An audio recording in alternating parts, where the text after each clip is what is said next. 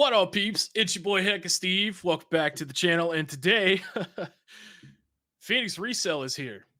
Bet you guys didn't see that one coming. What's up, man?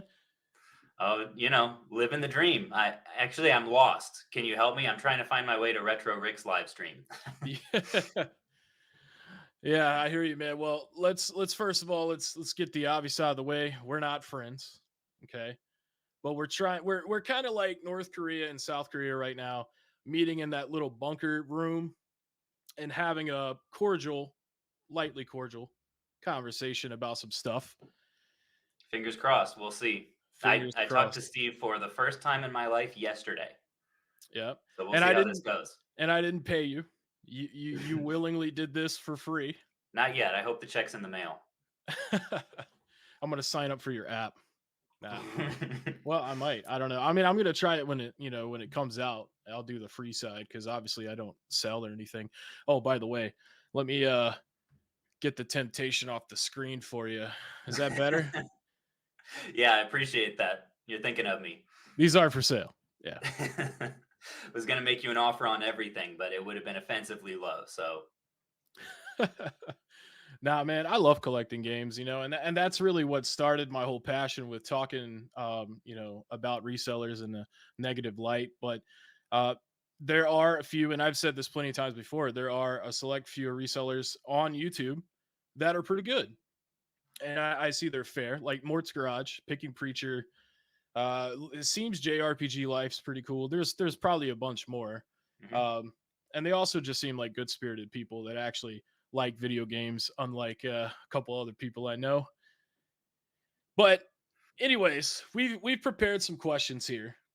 Uh-huh. You have some for me, and I have some for you, and we'll just kind of like go back and forth. So my Hard first hitting question question. is hard hitting. That's right. We're gonna dive into a lot of stuff. But anyways, first question. When you go out to dinner with your wife, do you have to stop by some game stores first so you can flip games for profit and eat for free? Right. I have to pay for the meal. And the nicer a meal it is, the longer it takes. Yeah. So you might get out Often there at 3 o'clock so you can make right. dinner at And at that 7. point, she's just like, forget it. I need to sleep. I hear you, man. But in all seriousness, so let's talk about the convention stuff because that was kind of like the first couple of videos I did. So Huh? in your convention videos, do you see how it could be wrong for you to get early access and shop while customers to the convention that have paid travel Mhm. tickets to get in have to wait outside for it to actually start? Maybe they want a Game Boy Advance SP, which seems to be a favorite of yours as far Mhm. as buying goes. Do you think that it's wrong to do that kind of stuff? Yeah. Well, first I'll say I appreciate you having me on.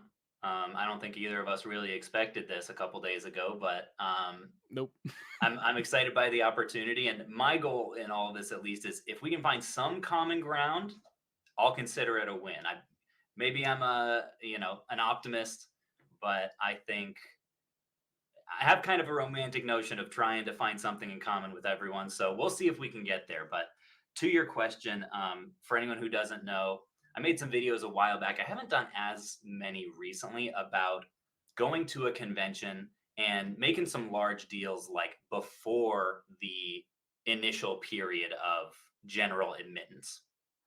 So I would go around, buy a lot of stuff that, works for our margins, do bulk deals where I can with the vendors. My camera's freaking out a little bit here.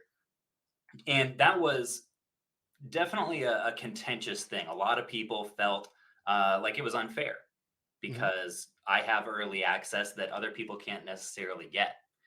And to that, I would say I definitely understand the sentiment, but the way that video game conventions, at least everyone I've been to, is structured is a lot less like sort of a egalitarian utopia and much more like a meritocracy where you can sort of buy different levels of access.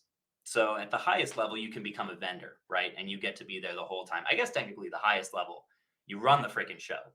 Yeah. But short of that, you can apply to be a vendor, get accepted, and then you have access the whole time, no questions asked. And vendors do at every convention I've been to buy and sell a ton from each other without exception. Mhm. But then I would also say if you are someone who is offended by the notion of like people getting access early, I would ask, are you also opposed to the idea of a VIP pass? Because that kind of gets you the same thing, just at a different level. Mhm. Yeah, that I'm gives you actually early asking. access.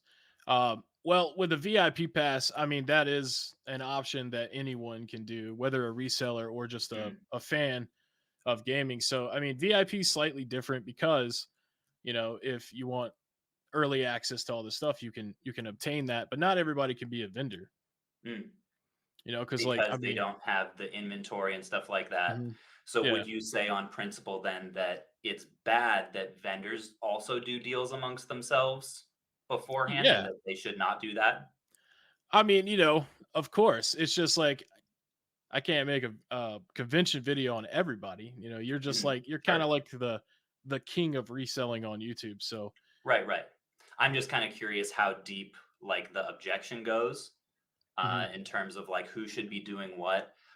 If that's the case and you think no deals should be done before doors open, I can understand how some people would feel that way. I wouldn't necessarily feel that way. Just I think because I have a pretty pro business bias, and I yeah, understand that like this is kind of like a group of buddies that like sees each other regularly, and they like to support each other's businesses and stuff like that. So to me, it yeah, feels very like familial. Um, but I would the only thing that I would say is the difference between me and those guys is not that I'm the first one to do it. The difference is I'm the first one to show it. So yeah. I would ask of people, maybe just don't shoot the messenger. I Well, pride myself on trying to be as open as I can about my business. But in fairness, I have scaled back on that a little bit because I've understood that it does create a level of FOMO in people and just doesn't make people feel good. So that yeah, I think it was a little bit of a maybe a net negative on that. And I was like, if I can make the same video, but after the doors open, let's just do that.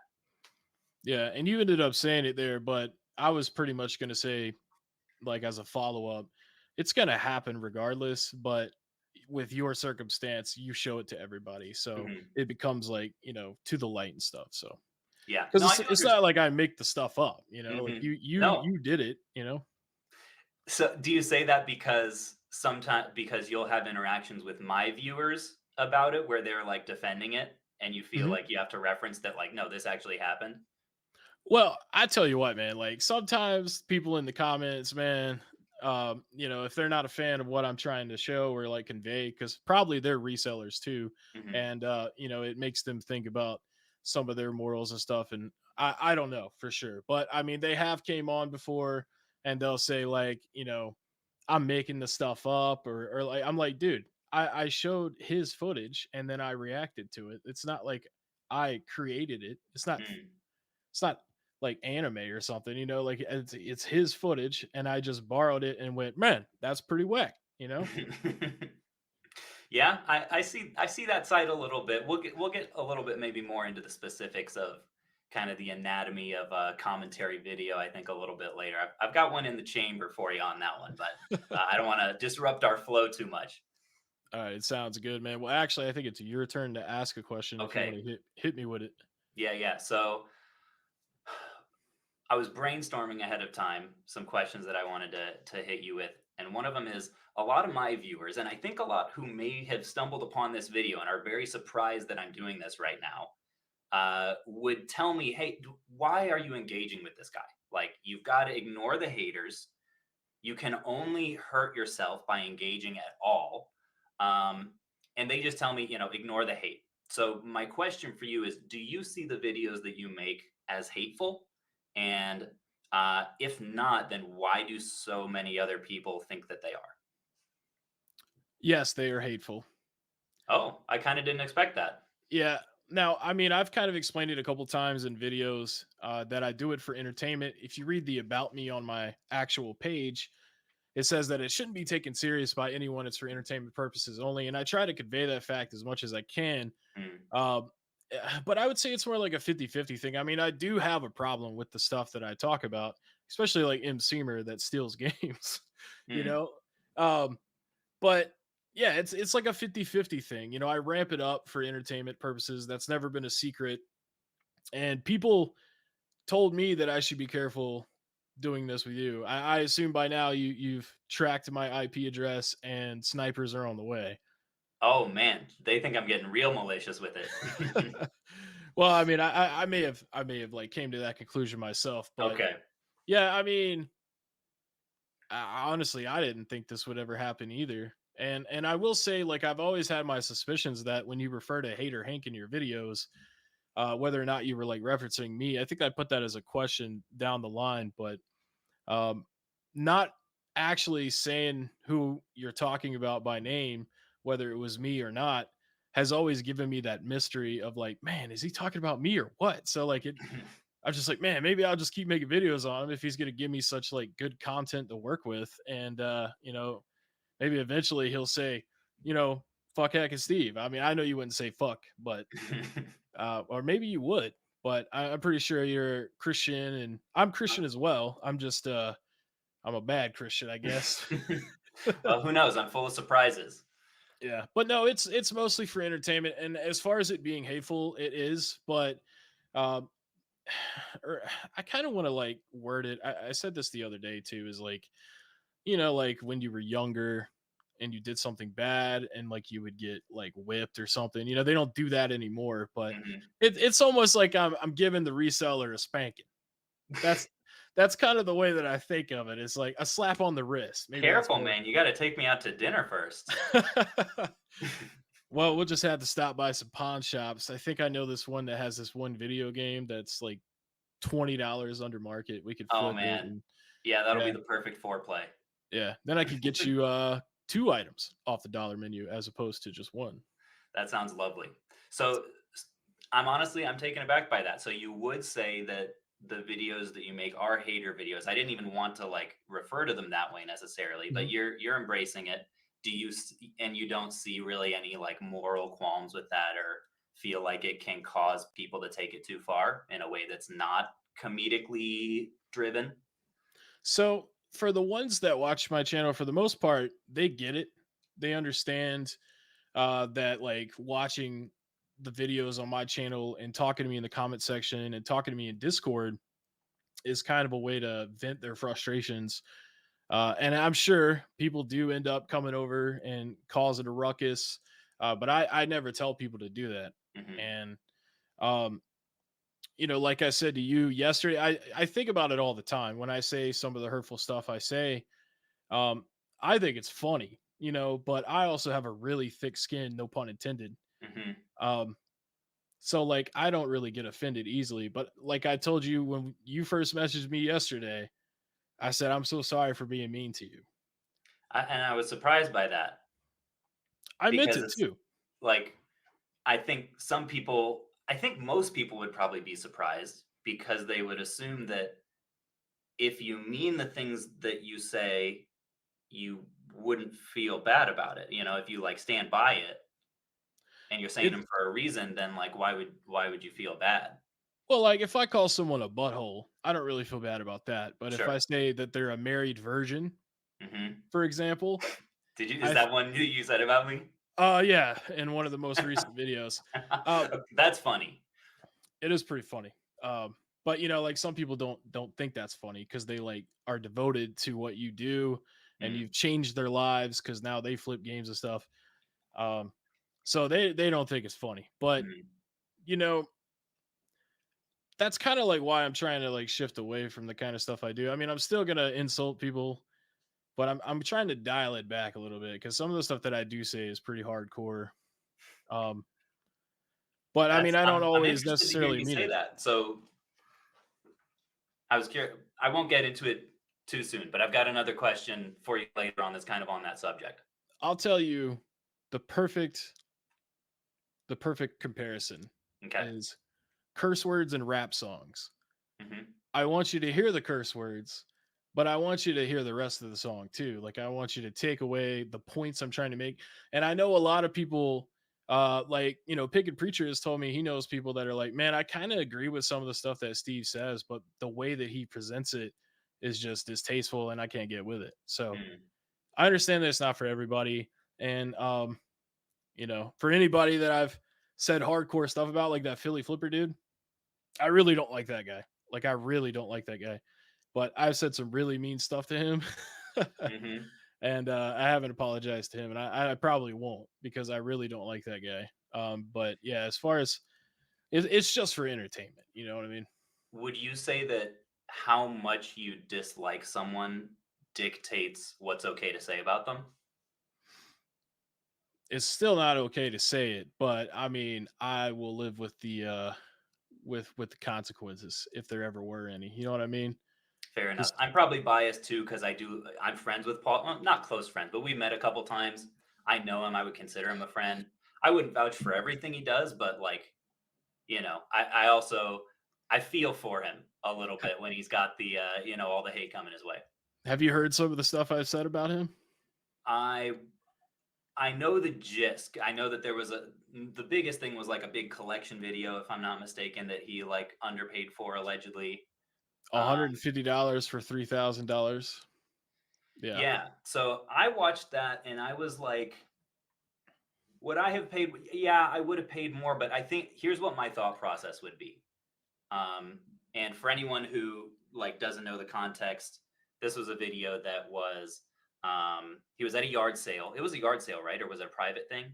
Yeah, it was like a garage or yard, yeah, garage This sale. guy ended up having a huge collection of games, a bunch of like PS1 stuff, a bunch of like some handhelds that had the boxes and stuff like that. And you could tell like what my mind goes to in that context as someone who does video games. I don't think he specializes in video games, but I'm probably going to be thinking, okay, I know that these two things are worth like that's like 300, that's like 200 and all this other Mhm. stuff. I would probably estimate that conservatively it's like 1500 bucks worth of stuff. Yeah. On that, like taking that into account, I'd be like, okay, I don't know the condition. Maybe on a bad day, like it looks good, but maybe on a bad day, like a third of it doesn't work. So I would put a conservative valuation of it of like 1,000 bucks. If he Mhm. wanted 200 or 250, something like that, I Yeah. probably would have paid him that and maybe a little extra, but like afterwards, like after I had it in the car, so that I'm more in the neighborhood of like, you know, probably 300, 350, a little more than he was expecting, but safe enough that like I can still make some solid margins if Right. in, the worst case. But here's the thing, you take that 300 or 350 and after walking through all the logic, it's like, okay, that's somewhat reasonable. He's making a good amount of money, but like, it's not terrible. But when you look at the final price charting value, that's still like 10% of price chart. Like once you Yeah. know everything that's there, that's a pretty bad price. Mhm. But to me, it kind of starts to make sense. Like as a reseller, like when you're trying to kind of limit your exposure, sometimes the offers turn out really well for you, and sometimes they don't. Does that resonate with you at all, or am I off my rocker? Yeah, and I think the reason that I have such an issue with that particular case with Paul is because I've read his eBay reviews. He doesn't Mhm, ship properly. He doesn't test stuff, even though he marks it as tested. So he's just really scummy about it. So I mean, mhm. I was a little more critical on him in that video than normal because he tried to strike another video of mine I did on him. So I was like, okay, motherfucker, you could have asked me to take it down. Which, by the way, I've always said if someone asked me to take videos down, I would do it. And no one has ever Really? asked me to do that. That's Yeah, interesting. I do except for like you. that policy, Yeah, except for it's a good. me. Yeah, I'm just kidding. I'm just kidding. But I mean, I never thought to ask, I'll admit. I didn't think to ask. I tried to look you up on Instagram once. I don't think you're on there. I am on Instagram, but I haven't used it in so long. I Okay. have. I used to be in a band, and so like I used it to try to get people out to shows and stuff. But Mm, yeah, I haven't messed with it in very long, um, in a long time. But yeah, I mean, he didn't try to talk to me at all. And the only interaction I've ever had with him was through a comment on the first video I did from him like 6 months ago. And he was just hitting me with the standard stuff. You're mm. jealous. You're a hater. You live in your mom's basement. Um, Stuff like that. So Well, I think I know who your next guest needs to be. I don't want to talk to that guy. That's what I'm hearing. I don't know. Depending, maybe if this one goes really well, if this thing clocks 1 million views, you might have to.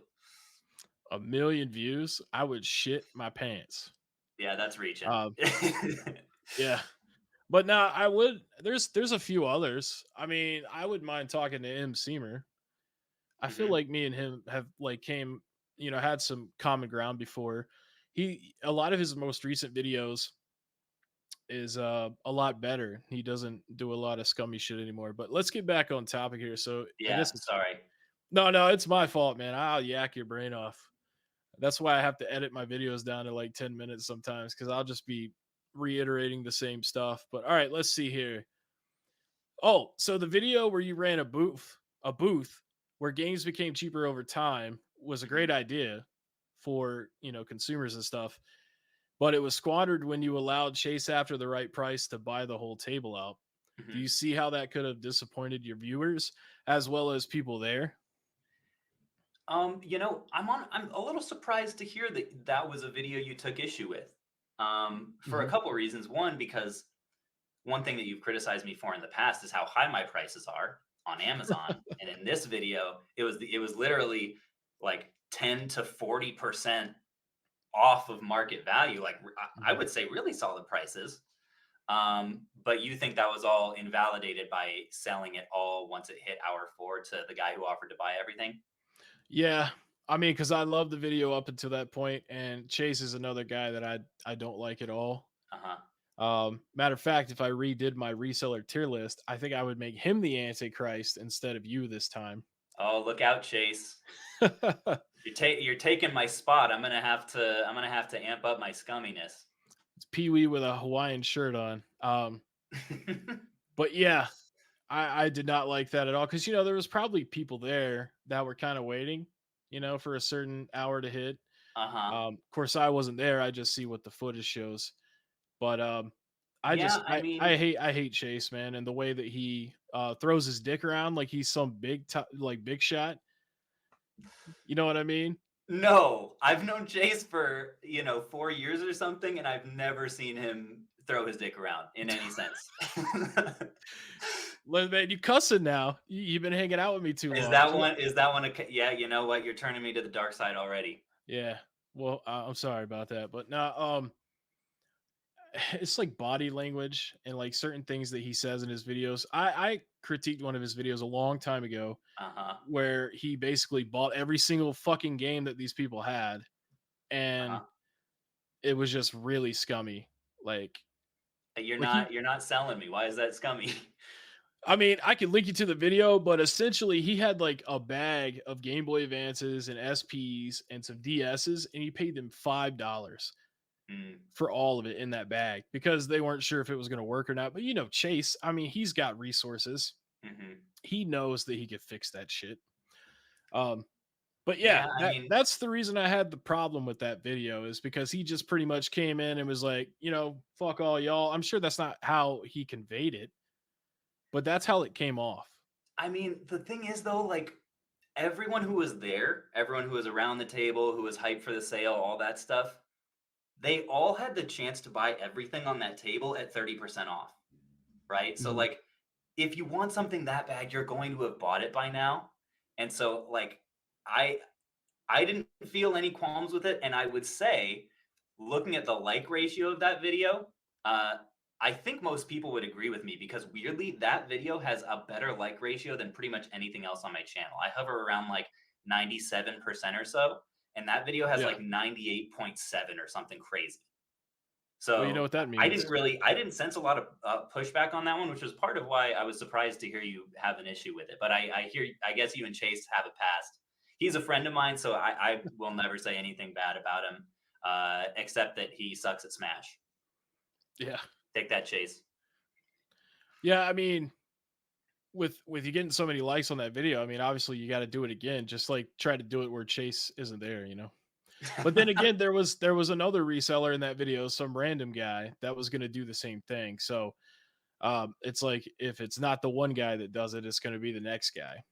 Well, But yeah, it's going to be at some point, but part of the beauty of the format is that like it's so gradual. Like everyone had so much of a chance to get anything that they would want, and like I theoretically, like, could I have said, all right, everyone except the resellers gets a yeah. chance at 40%, and then the resellers get a chance at 40%. But then it's also the paradox of, well, now everyone else doesn't get a chance at 50%. So Mhm. as a business guy, I like selling a lot of stuff at once, so I Yeah, I don't get really it. see the issue with it. But that's my biased reseller lens. I get it. I get it, man. I really do. You want me It to would hit have you been with a one now? yeah, yeah, go ahead. All right. So some people, part of the reason that I'm on here in the first place and why I joined your Discord is that people keep telling me, maybe like three people who are other YouTubers or resellers or whatever, that in person, this Heck and Steve guy is not the same as he is on screen. Like he's much more like low key. I would even say nice in person, and who he is on screen is completely different than who he is in reality. And I'm kind of still grappling with that. And so I'm just curious. I wanted to ask, like, should people take everything that you say on the channel with a grain of salt? Are they your actual beliefs, or is Heck and Steve a character? So Heck and Steve is just it's the ramped up version of how I actually do feel.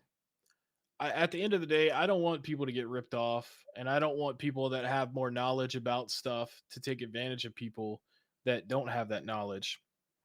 So I would say, like I said earlier, 50-50, um, legitimate. And, but I mean, I don't randomly just flip out and cause a scene and curse out in public. Honestly, I don't like crowds at all. Hmm. Um, I get social anxiety unless I'm drinking, which is why I'm not in a band anymore because I quit drinking all the time. Mm. So like, yeah, in public and stuff, I try to like kind of keep to myself and everything. Um, so I mean, yeah, that's pretty much it. It's just like it's a character, but it also is me. Hmm. Just I don't, I don't wake up and I'm like, oh, Phoenix Resale, man. I'm telling you. So, should people who are watching your channel, should they believe what you're saying is how you actually feel, or not? Yeah. They Yeah, I mean, should. like the points that I make and stuff are still valid. Hmm. And like, anybody can approach me that wants to like, talk to me in real life if they ever have the opportunity to. And I'm not gonna be like, even if I saw Chase, I'm not gonna deck him in the mouth. You know what I'm saying? Hmm. I'll be like, I don't like the shit that you do, but it's still cool to meet you because you're a fucking YouTuber.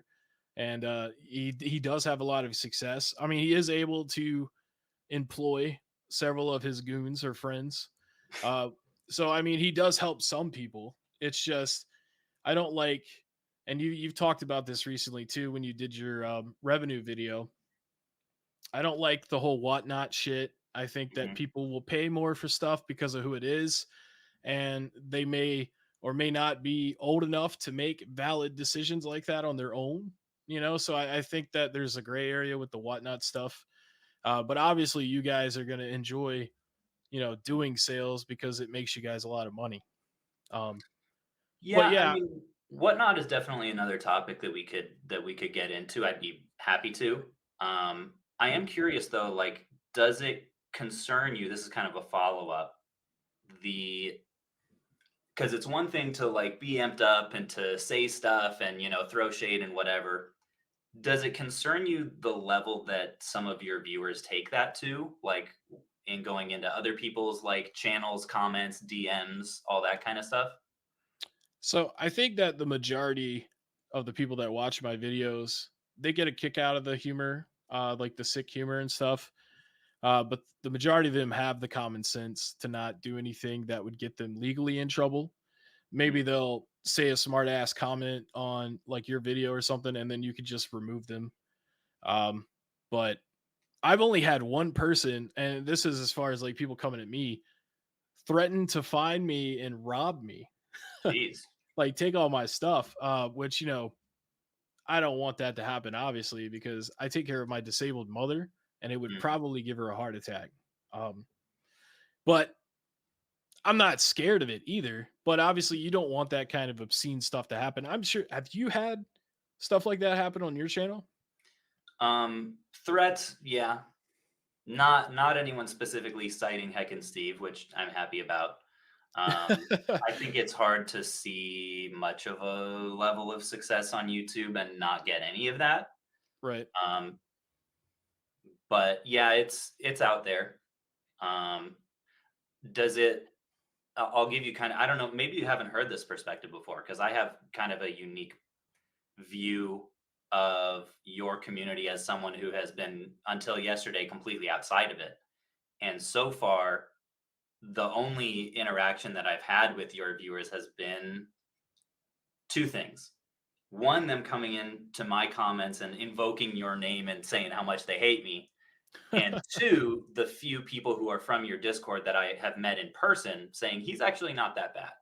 Yeah. Um, but the ratio is like, dozens to one. Does that trouble you at all? That like when you think about like your kind of legacy, like in the space in general? From a moral standpoint, I would never want anybody to physically hurt somebody, Mm, um, or take it that far. sure. But as far as going to someone's comment section and running their mouths and stuff, that's of their own volition. I've never advocated for that type of behavior. Hmm. And like I was saying earlier, I try to keep a lot of that in my little circle, like on my videos, so that people don't do that stuff. Mm, It's like providing a place to relieve the stress that some people may feel when they walk into like a pawn shop and some dude's already swiped everything and they're like, man, fuck. mm. you know? So they go, man, I gotta go tell Heck and Steve about it. And people have told me stuff like that in comments before. I try to read as many as I can, but as you know, it starts to get a lot harder to keep up because there's just so many coming in. Hmm. Um, but yeah, I would never want someone to like physically hurt someone. Sure. Um, maybe speak their piece, maybe not necessarily do it as obscene as I do, but TV So as shows long like, as it stays in the comments, you're kind of cool with it. yeah, yeah. I mean, and there's, if Grand Theft Auto can exist, and then there have been issues. There's been a few people in the past that have been influenced to go out and do some real shit, but we still have Grand Theft Auto. You know what I mean? Hmm. Or like South Park, very offensive show to some people, which is the whole point of that show. But we still have that. So it's just like when you compare me to like something like that, like until I'm not saying until like because I don't want someone to do it, but like I killed this guy because of Heckin Steve. Then I'll be like, all right, I'm done. I'm not doing it no more because then That's I the would line. just I would be like I had someone died because of me. You know what I mean? Like I'm not killing anybody here. I'm not stopping Hmm. you either from like reselling or making a bunch of money like you do. I'm Hmm. just giving my opinion on it. It's just a reaction video. Sure. Well, I've grilled you long enough. You got another one for me? yeah, so let's see here. Oh, you recently touched on this in your new video, which I watch all of your videos by the way. I I don't know. I've noticed that in like talking to you a little on Discord. You seem to have a better handle on my content than most of my fans. it's homework, and at the end of the day. You're Plus not enjoying it. I work from home Okay, and that's nice. so like I do like data entry. So I don't have to like be on the phone Mm. and I have like a little retro card over here with the TV. So I'll just pop it on and I'll watch it and listen to it while I work. Oh, that's sweet. Yeah. So your channel is shifting more towards business content and a lot of your fans aren't happy about it, especially your app Oneup. Do you think the fans will come around to this new focus, or do you expect to see like a drop in subscribers from like the gamers? Yeah, well, thanks for that reminder. Uh, in terms of one up, I don't expect to see much of a change at all because on the second channel, that was just a series that I didn't want to break up. That was, me over a 7 month period, like going through the process. I wanted to post one every few days and kind of give people the chronological journey. But at this point, second channel is just made to normal, back to normal. It'll be video game related stuff. Yeah. Um, but on the main channel, that's a great question because I've talked like in my videos kind of about my shift in philosophy a little bit, not even shift in philosophy, but shift in interest. One thing that I've run into is like the way that I do business isn't as relatable anymore, right? Like the way that I started my business was super scrappy. It was like doing routes of 12 pawn shops at a time. right? And like getting as many games that I could like just out in the wild. And then slowly I got access to more collections and I started networking at conventions and with game store owners. And now we're at the point where a lot of inventory gets shipped to us. And like, that's not interesting to watch. Yeah. So I'm asking myself, what kinds of videos can I make that still like excite me? Because the other thing that's happening simultaneously is at this point, I've probably made close to 100 collecting series videos Hmm. between GameCube Gambit, PlayStation Project, and Mission Switch. Like, In like I don't 4 know how years, right? long I can. What's that? 4 years, right? That's all you've been doing it? Yeah, Yeah. 100 might be a lot. Maybe it's closer to like 60. Um, but that's still a lot of time to do the same thing. And Mhm. I'm sure you understand that like doing the same thing over and over can only be fun for so long. And I don't want to make videos that I'm not excited about because that's going to translate. So that's part of the reason for some people have been concerned. Are you like not doing Mission Switch or not doing game hunting anymore? No, I'm definitely doing it. It just hasn't been convention season. Mhm. So I haven't been able to go to any of those during the winter. But once I do, you'll see a lot more convention videos and spending a bunch of money on games. But you'll also see videos that are me like interviewing different kinds of business owners that are in like the collectibles space because I'm just fascinated by it and I want to chase what interests me. But to answer your question, it's very possible that I will see a dip in not necessarily subscribers because you really have to screw up to lose subscribers, but average viewership will likely go down because there's a smaller group of people that's interested in that. And I do feel Mhm. bad about like I don't want to let my viewers down, especially who have been following me for a long time. Like I hate the idea of that. But I think what it comes down to is I just hate the idea more of serving people lukewarm content. No, I totally get it because I mean, when the DK oldies thing was hot last year, I kind of like did the same thing. I like, Mhm. but every time that I would come up with a new video, I'm like, man, I got to do something different because I don't want to sit here and just be a milker, which is what a lot of Mm. people called me. They're like, you're just milking this hot topic, and I'm sitting here thinking, I'm thinking to myself, and I told people this before. I'm like, dude, I mean, why wouldn't I talk about something that's popular? Like, don't you make videos that you want people to see? And they Mhm. want to see stuff that's interesting, and that just happens to be a hot topic at the time. Um, so yeah, no, I get it as far as burnout goes. That's kind of like while I'm going to take a break with the whole reseller stuff and focus on like a different Mhm. topic or something.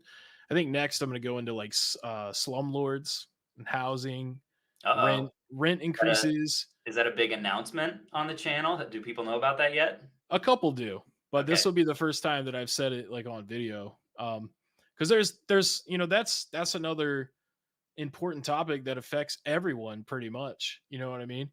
Yeah, and let the record show that when Heckin Steve met Phoenix Resale, he just didn't have it in his heart any longer to make fun of resellers. He realized the error in his ways. I don't know about that, but At least that's definitely what your Discord's gonna say. the way I see it is how the hell am I going to top this video? It's kind Dude, of like the end of the story. I'll tell you, either Paul or Chase. It has to be one of them. Oh my gosh, dude. I tell you right now, man, I told you that I would not make you look bad. I was going to make this as raw as possible, but I really don't like those guys. I'm curious, are you worried at all that your fans will be disappointed that you didn't go harder? That you weren't more pointed and like didn't roast me harder while you had the chance? No. I mean, I just made videos on you for a year. There's not Mhm. really anything else I can come up with to say about you that's insulting. I mean, Well, I mean, like in this specifically, because you said like ahead of time, you were like, "I'm not going to roast you too hard" and stuff like that. Do you think some of your fans will be like, "Well, why are we here?" I don't know, man, because I think a lot of people are interested in this whole situation. Hmm. Because well, for one, I still can't believe that you're even doing this because I've said horrible things about you more than anybody else. Maybe Joey from DK Odie's could be like on the same level because I Hmm. did a lot of videos on them. Um, but Yeah, no, I don't think people will be disappointed watching this. I mean, and if they're watching it right now, they're probably clicking off because we kind of like stopped, engaging, and now we're just talking about how shitty this video is. 39 minutes in. I don't know, man. I feel like people will stick around. The tension is there, and especially because I've got a heater for you right now. Okay, let's do it. Um, I'm curious. One concern that I have a lot of concerns with your channel. Most of them are selfish, right? Because Right. I don't like feeling bad about myself. But one Understandable. selfless one is that what I've discovered on YouTube is that what you put out is what comes back to you. And I wonder for you, given that you put out so much criticism and so much like these people are doing all this wrong, like are you also attracting people who are equally critical of you and eager to see you make a misstep? And how is your own comment section? So it's kind of like the Wild West. A lot of people will come into my comment section and they say that I delete comments that I don't like. I've never deleted any comment except for Your one. your followers accuse me of that too. Yeah. No, I only deleted the one comment that the dude made about trying to rob me. Hmm. Other than that, everyone else, I mean, I don't know why. Maybe YouTube has like an auto thing that takes them off or like, That's interesting. Am I blocked though? Am I blocked on your account because I'm pretty sure I made a comment. That's how I originally tried to reach out to you because I couldn't find you on Instagram, couldn't find an email. And I made a comment on one of your last videos of me saying, like, hey, if you ever want to do something, I might be open to it or something like that. And then I went on incognito and tried to find it and I couldn't see it. And I was or like, hmm. what the hell? Somebody told me you commented on my video earlier today. Oh, really? Yeah, they told me in a comment that you did that, but then I went to my comments that I haven't replied to, and I went back like 2 weeks and I didn't see you. Weird. Well, maybe YouTube is messing with both of us then. But Yeah, yeah, because I mean, so how I negative? wouldn't I You wouldn't said have done that. it's just like a mixed bag in your comment section. Yeah, yeah, yeah. I'd say 70% of it is supportive, or they say, "Man, you made me laugh so hard," um, or stuff like that. Like very supportive and like positive towards what I'm saying and stuff. But there's only been like 3 of them that have been like really adamant, and I replied to the majority of what they said. But one common thing that I get, and I think it's funny because people will say, "I don't know how you can make fun of the way someone looks when you look the way you look." Uh huh. And I'm sitting there reading that and I'm thinking like, so like if I was like Taylor Swift and said that, it would be okay. Like Yeah, I feel that's more true. qualified to say some shit because I'm not Fabio. You know That's what I mean? interesting. Uh, it would definitely feel more Mean Girlsy if you were Taylor Swift. Oh yeah. Well, I'm glad to hear. Honestly, 70%, that's like a pretty similar ratio to my comments. So I think you know, I can't coach you on that one because I'm not doing better myself. That's for sure. Especially after one of your videos drops. Yeah, it's mostly good. Um, oh yeah, you get a lot more negative comments when I put one out. I don't measure it. I kind of made that up, but I honestly I haven't been able to really read as many of my comments recently.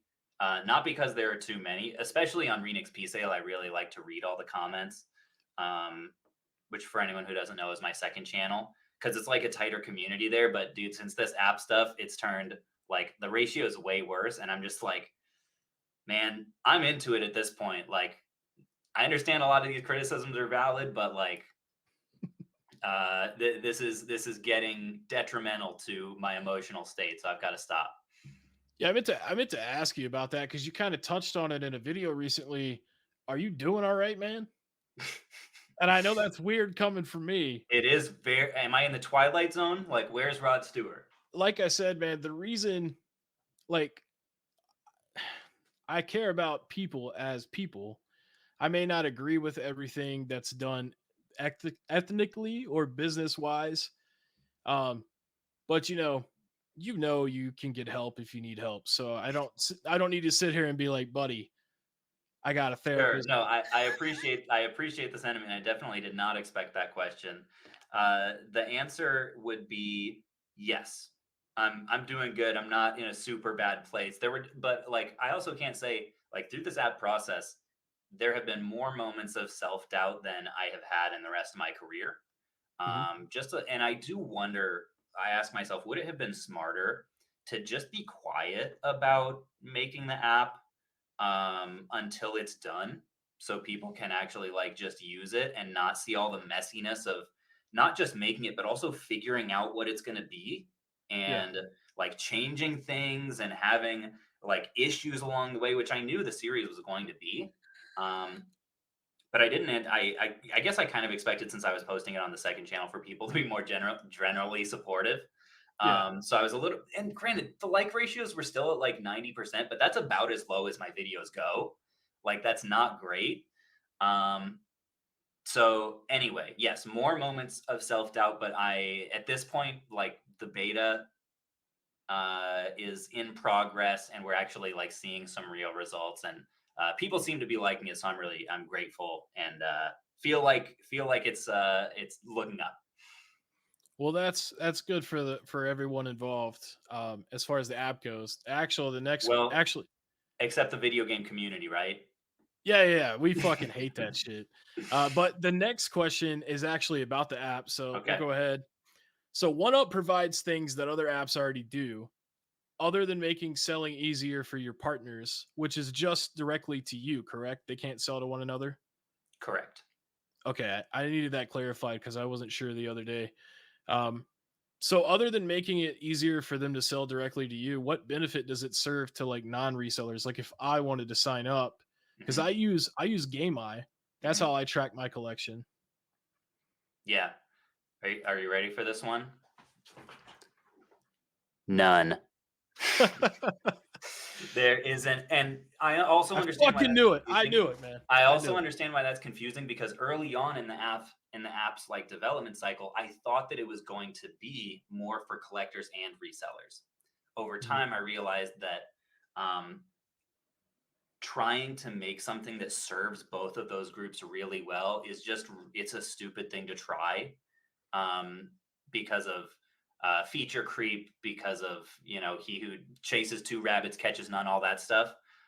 So the answer to your question is, like, if you're just looking to track your collection, there are way better apps than OneUp. That's why like the basic collection tracking tier is just free, because I can't justify charging for something that is just objectively worse than other alternatives. So Yeah. yeah, really, the at this point, and that may not be the case 2 years from now. Maybe like once we get done building out the reseller feature suite, we'll bulk up that side more. I would love to continue to grow it. But yeah, right now, like if you've got your collection tracked in like price charting or CLZ or GameEye, I wouldn't bother. Like we don't even have photos associated with games yet. Like it's just Yeah. it's not worth it. I got you. Yeah, because one thing I will say, I haven't used the app. I know it's just on the website right now in beta, I think. There's you can download the shortcut to your home screen so that it, Okay. it behaves just like an app on mobile. Okay, gotcha. Yeah, because I'm not planning to use the app until it's actually on the App Store. So I'm gonna let you go ahead and get all the kinks out before I judge it, because I probably will do a video on that. Well, that is very charitable of you. I appreciate it. Although if you're not looking to flip stuff, I do think you'll be disappointed with the feature set. I'll just prime you there. It's gonna be a 35-second video. Yeah, this is it's a thing, you could Yeah, download for free. just use price charting. Sorry. But no, one thing I did want to say, some of the mock-ups I saw of like how it actually looks and stuff, I do like the color schematics and the fonts and stuff. I think that it looks neat. It Uh-huh. definitely looks like it would appeal to gamers. And no, he did not pay me to say this shit. I'm truthfully saying it. Um, so it's got that going for it. Cause I mean, Game Eye is pretty, it's just like a fake shelf with your shit on it, basically. Yeah. So But I it's mean, cool. I mean, and it works well. Like I've got nothing bad to say about Game Eye. And they have more features, like you can like add specific notes to a game, right? Like it's got mhm, a ding in the left corner or things like that that like, we just don't have the ability to do just now because uh, we're trying to keep our focus pretty tight.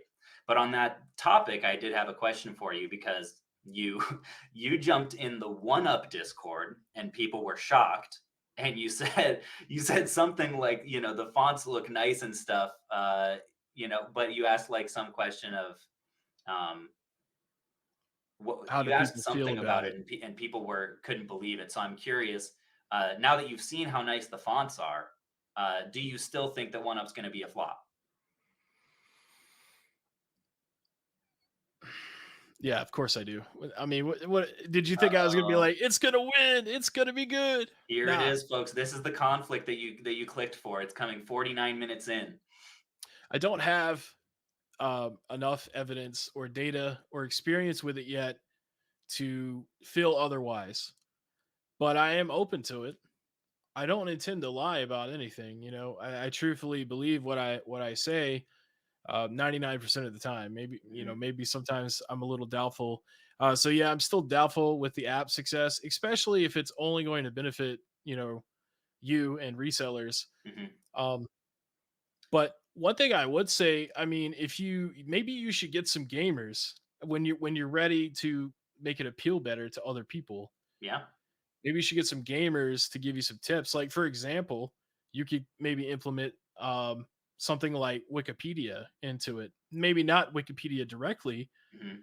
but when people are like, "Man, that kind of looks like a cool game," even though I'm a piece of shit reseller, I still want to know what it's about, and then they can Yeah. like read a description about it or something.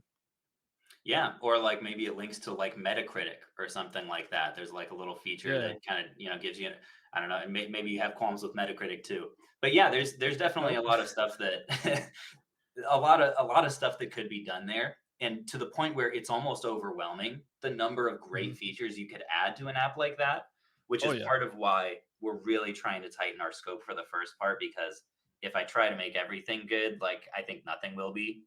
Um, but yeah, good Then to, you'll good to know you'll that you're you'll end still on up. the failure side of the fence. I'll see if I can prove you wrong on that. Wait a second, hold on though, because in one of your videos, you estimated that conservatively, I would have what 40,000 users for this thing Yeah. based on So my like subscriber size. So like, and the point was like he's gonna make an absurd amount of money on his gullible YouTube following. So which one is it? Like, is it gonna fail or is it going to make me filthy wealthy? I think the way that you explained that might be a little inaccurate to how it Okay. went down. I think I was referring to how many people that watch you are probably actually resellers based on an estimation. Hmm. Because you have 430,000 subscribers, right? And Sounds I right, would but who's say, counting? right. And I would say like maybe 10% of them are actually resellers, or maybe 10% of them are actually willing to take what you've taught them Hmm. and apply it.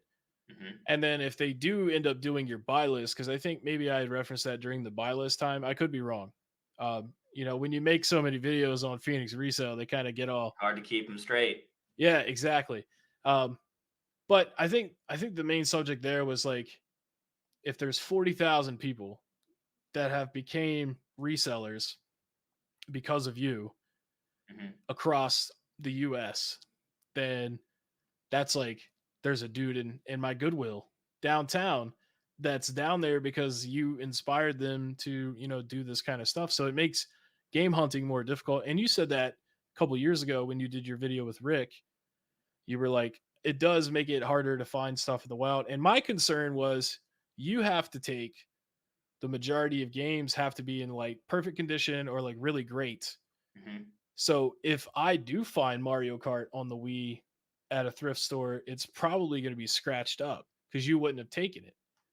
So they might have left Well, it there. that's very generous of you, Steve. I appreciate that you think so highly of our operation that we're taking every copy of Mario Kart Wii, which was probably printed 30 million copies. You'd be surprised, man. I'm actually going to get that number because I don't think it was 30 million. I'm going off of, I think didn't the Wii sell 200 million? Maybe. No, because it didn't sell more than the PS2, and the PS2 is at 158 million. Oh, is it? Okay, I might be mistaken on You that. know what? You're right. 37 million copies of Mario Kart No, for the Wii. fake gamer. But you got to Say it think to my face. Say I'm a fake gamer. Come on, Steve. you're a fake gamer. But you got to think Wow. though, that was like, what, 17 years ago at this point? Half of them are probably destroyed or gone, Okay. So you of the know? sorry, excuse me, 18 million copies that are still left, you think we're sucking up all the 9 out of 10 condition ones? I thank you for the compliment. I mean, hey, who knows, man? Don't you get like boxes of Street Fighter and this or Marvel versus Capcom. There was like 100 copies of Oh, that. don't bring that one up, Steve. Come on now. I'm I just should have saying, expected it. between 18 million copies of a game, let's say half of them are collected, so they're not on the market. So then let's Uh-huh. say you have 9 million, and I'm gonna just keep coming up with shit to say until there's only like half a Right, million, and more you're and more. taking Yeah, all of yeah, them. yeah. It's Dude, if just it's wild card guessing, but I mean, you got to admit you do have a pretty big effect, you know, based on all the people you've created out there. well, I do appreciate that. I mean, I like given the number of people who are consistently selling stuff to us on our buy list program, which is probably like 3 to 4 dozen. I don't think it's really enough to make a dent. I think people really overestimate my impact. Nonetheless, I'm flattered. I mean, if it's only 60 people, then I mean, maybe I was wrong about the scale. But maybe they're not selling directly to you, but there are people out there probably, still feeding themselves as far as reselling goes. I hope so. That would make me really happy. Well, yeah, I'm sure. Yeah, it would make them happy too. But for Yeah. the record, I don't want Mario Kart for the Wii. I have the Switch version. Uh huh. Yeah. So, sort of on that note, wait, is it my turn or your turn? Uh. Oh, I asked you about the hating your comments, so I think you have to fire away at me. Okay. Yeah. I'll wait till you stop drinking because you're probably gonna laugh. Okay. Who is buying your expensive games on Amazon? Yeah, that is a good question. So, yeah, you've made videos in the past on like how expensive some of my items are on there. And it's to the point where like it's like, hold on, this is sometimes like double what eBay is. Like you could just hop over to eBay Hmm. and buy the same thing and you could get like actual pictures. Like what's the deal? The only answer I have is that I think it's a few types of people. One is cost insensitive. These are not price shoppers, right? They're people that, uh, this is the second thing, very highly prioritize convenience and reliability. Hmm. That's what they have come to expect from Amazon, and that's why like they find something on there, they want to get it next day or in 2 days, and they just don't even think twice. They're not like, oh, maybe I could get this cheaper. Because also people have a false association in their mind that Amazon's going to be the cheapest option. Like people assume that by default Right. wrongly. Yeah. The thing is, like, because it's Amazon and it's the largest online, maybe largest marketplace in the world, that group of like price insensitive people that really prioritizes convenience and reliability is still pretty dang big, like enough to keep me in business. So Yeah. I don't know specifically. Like I Right. wouldn't buy something from me if I needed it because like I'm Right. cost sensitive. You know, I'm too cheap for that. So In I don't know. some Let me cases, know if you ever meet one. yeah, in some cases, some of the stuff's more expensive than DK Oldies, which was kind of a surprise to me. I was like, "Holy shit, this can make a good video." When I point this out. Yeah, you saw the little cha-ching in your eyeballs, like, uh-oh, this one's gonna pop off. Yeah. Um, I did customer service with Amazon for 4.5 years, and I know that you use FBA, Hmm. fulfilled by Amazon. So you're like the middle guy here. You send it to them, and then they take care of everything else. But do Hmm. they give you any type of report of like where it goes? Because I think that a lot of the people that buy from you off of there are in Europe or something, and their money is worth more than the US dollar. And Uh-huh. so like they don't really see it more expensive, or like Australia, for example. Because like a pack of cigarettes in Australia is like $25, I think. Uh-huh. And so if they buy it off of there from you, it's not that big of a deal to them. Yeah, I don't think that the currency conversion would be favorable, but probably the more important issue is that we only sell NTSC games. So they Right. wouldn't work in most of the European or Australian consoles. So Yeah. I'm pretty sure most of them are actually going to the US, which doesn't help to solve the riddle, but Nope. um, I don't know. Maybe it just shows how many wealthy people there are in the States. Yeah, I guess so. I mean, I personally would never, buy, and I didn't want to put that video out just to be like, this guy sucks because he's selling stuff for so expensive. But that video also, it was made so people would know not to buy that kind of stuff on Amazon, Hmm. which I know doesn't work in your favor. But I mean, I'm not going to stop everybody from buying on Amazon. So it really Sure. doesn't matter if I advocate for this or that. And Um, our buyers are not collectors anyway. Like collectors tend to really care about one, specific condition, and two, the price of what they're getting games at. Right? Like mhm. these are random, like I think for the most part non-gamers, because most hard at least hardcore collectors, they're going to want to see the condition of the actual item that they're getting, and they're probably going to go to a platform like eBay or Mercari. Yeah, that's a good point. It's probably someone's grandma getting ripped off, Could so be, they yeah, can. she doesn't even know it. I'm tantamount to the scam telemarketers that just call them and try to get into their purse. Let me get my debit card, young man. Music to my ears. All All right, it's right, your so I turn. guess I guess it's my turn here. Um, so this is pretty related, and this is a misconception that I think a lot of people have, but I'm curious what your thoughts are. Do buyers or sellers dictate a price in a given market? Right? So like the market for Mario Kart Wii, who is it that dictates what that game sells for? So I know the argument that you're going to have, and I half agree Naturally, with because it. you've seen all my videos. Well, not only that, but I had the same debate with Keith, the pick and preacher. Okay. Um, so basically, the concept is if there's more copies available for sale, it makes the games cheaper because of supply and demand. It's like, well, these resellers are finding all these games and putting them on eBay, so they're going to have to compete with one another, which is going to, drive costs down. And that's half true. But I've also seen market manipulation, and I know how easy it is to manipulate price charting, for example, because Hmm. it does kind of an average of the most recent eBay solds.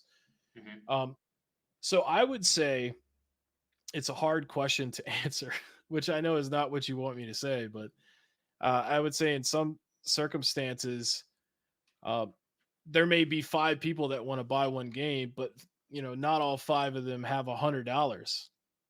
So the guy with the $100 is going to get the game, and then the guy that sells the game, because the $100 guy got into a bidding war and won because he Hmm. don't give a shit. He's like, I don't care. I have a lot of money compared to everybody else. Hmm. um, the reseller is not going to see that. They're going to be like, holy crap, that sold for $100. So I'm going to go and tell everybody, be on the lookout for this game. It sells for $100 now.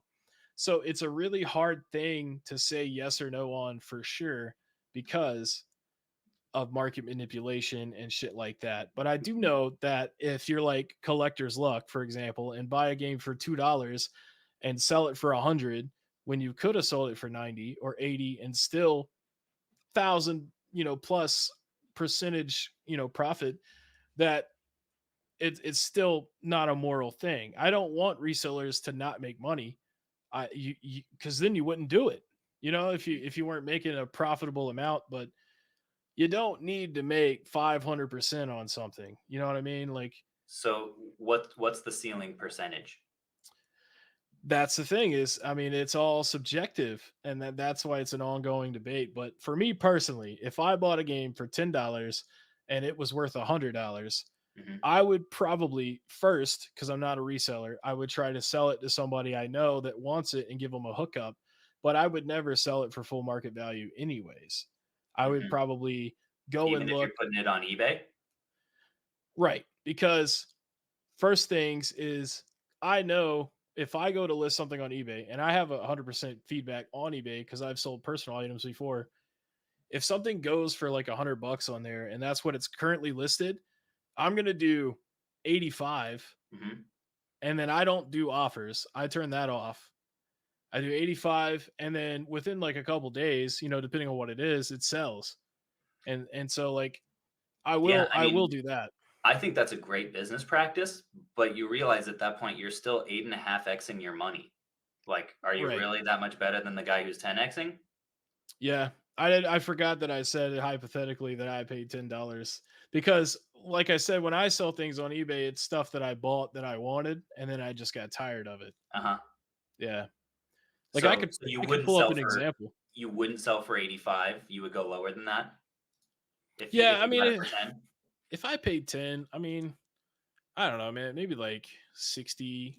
So I mean, you got to account for the 15% Hmm. eBay fees and stuff. But man, let me look at the last thing that I actually sold on eBay.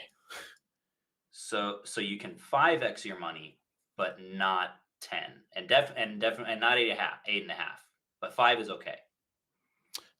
I mean, yeah, sure. If you want to say that, that's fine. You see where I'm, but the point, and I'm being annoying about it. I'm being a prick about it. But the Because point that I'm I'm a making prick is about it. anytime you try to draw a specific line, it starts to feel a little bit absurd, Hmm. which is why I always push people when they're like, in my comments, people will often say this, right? Like, you bought that game for 5, but you knew you could get 20. You could have at least paid 10, right? Or maybe, or even Hmm. you got that game for 5. You knew you could get 100. You could have at least paid 25. And I'm just like, why'd you pick 25? Like, what's the Right. there's no significance of 25. This is all so fluid that anytime you try to set a specific allowable margin, I think it's a little like I'm very much in the camp of like, if both people are happy with the deal, that's the metric, right? Yeah.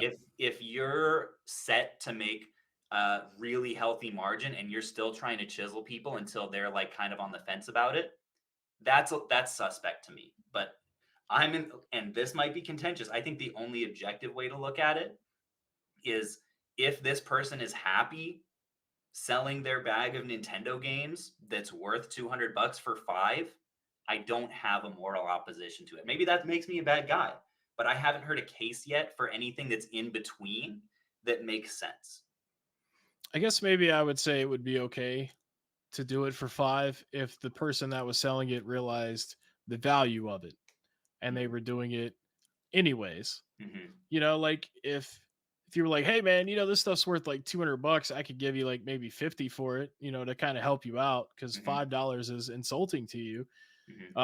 And then they'd be like, "Oh shit, man, that's really cool of you. Yeah, I'll take that." But I pulled up some solds. So I sold some Blu-rays last year. I decided to get out of having movies. I sold a 22 Blu-ray lot, so 22 movies, and I think the majority of those I bought from Goodwill for $2 a piece.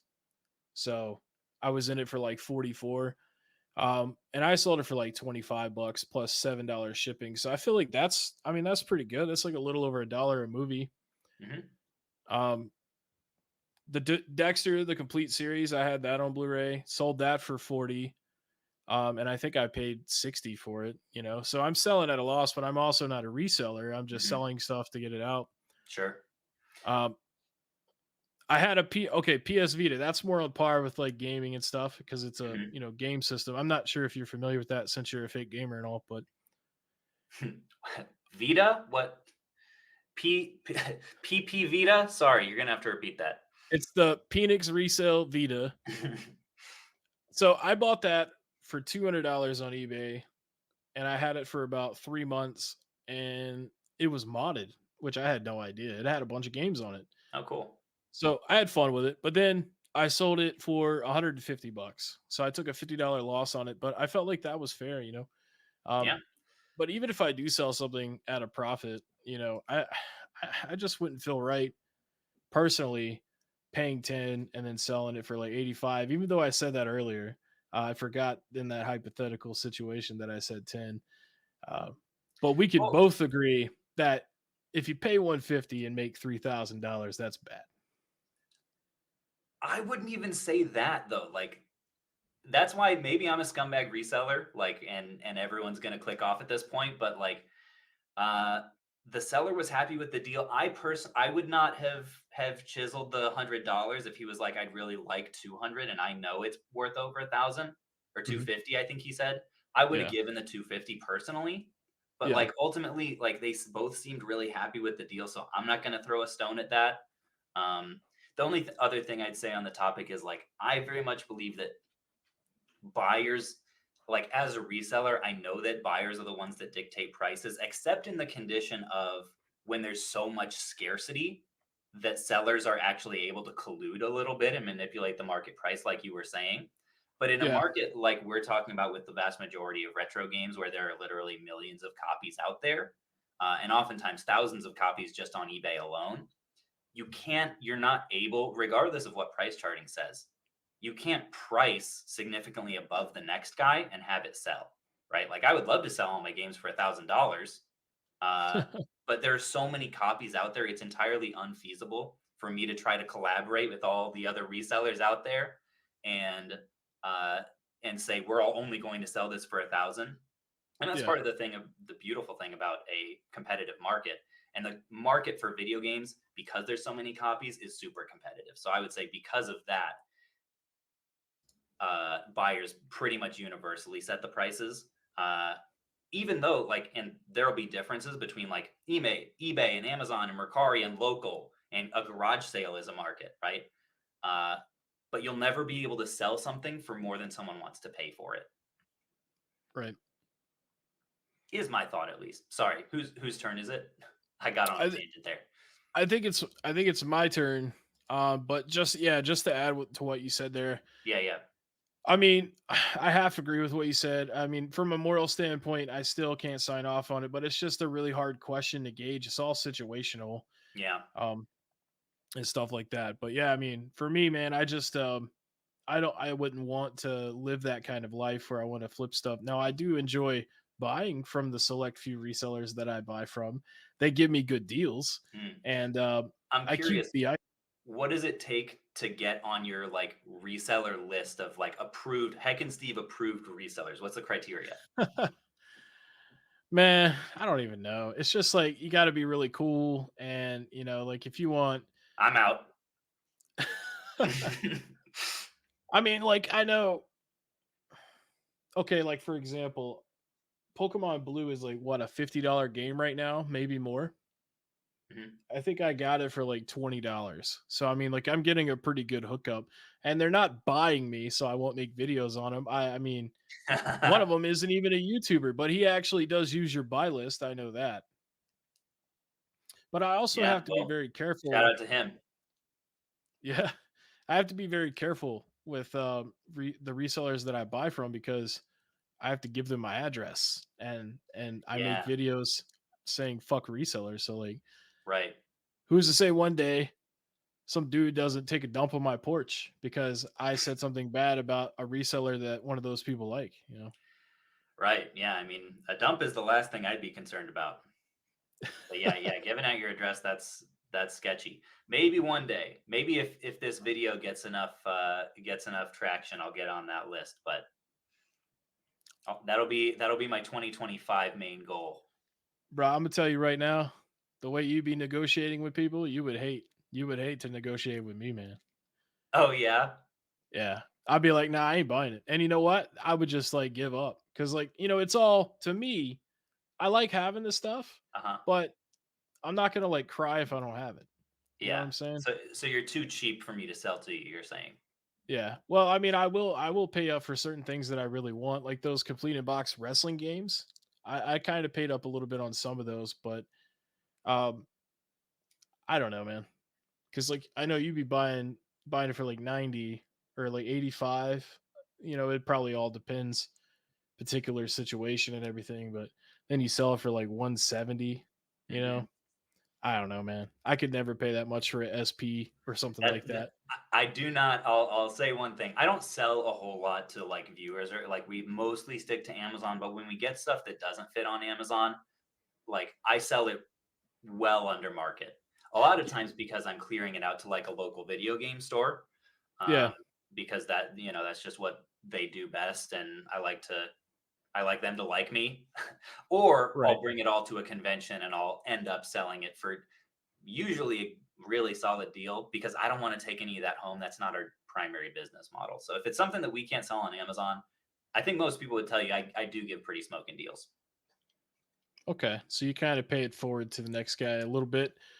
But I didn't write this question down, but I'll go ahead and ask because I'm curious. Like, is that kind of why you don't advertise your Amazon store or put the link in the description? Because you don't want people to buy from you, other than like strangers. That's part of it. Like, I wouldn't necessarily want because like all of my viewers aren't necessarily going to be price sensitive. They might just assume that our price is the kind of going market rate. That's part of the reason. Another part is like just for other reseller, like Amazon sellers, competition. It's not necessarily advantageous for them to know everything that we sell and the prices that we sell it for. And then the last reason is just like it's kind of a security thing that like Amazon accounts are more fragile than other, and I don't want to necessarily give people watching ideas, so I'll probably leave it at that. But I've tried to keep it private because I don't want to risk my livelihood.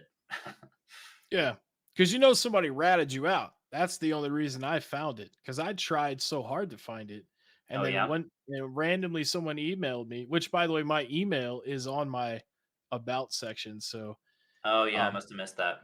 yeah, but yeah, no, they're the only one. They're the reason that I found out. They told me about it and stuff, You got but a source. I don't know who it was, but Hope it's not thanks. Spanky. Yeah, I was about to say, where's he at, man? Is he getting Mm. fired today? We'll have to see if it was. I'll have to check that email. Do you actually I'm not gonna ask you that question.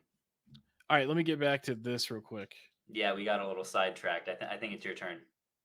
Yeah, so I kind of touched on this in the beginning, but you refer to Hater Hank in a lot of your videos, and I've always assumed you were referring to me or perhaps every naysayer all at once. Mhm. To clarify for everyone though, has Hater Hank ever been in reference to something I've said specifically, or was it just a generalization and I'm crazy? Man, that would be some awesome lore if it was, if I could point to a video. Has there been overlap? Have there been like weird coincidences on it, or has it It, felt? Because like I told you earlier, I watched like a part of a video or two of your early ones that you made on me, and then I forced myself to stop watching it, even though I love stroking my ego and realizing people are making content about me. Just because I'm freaking fragile.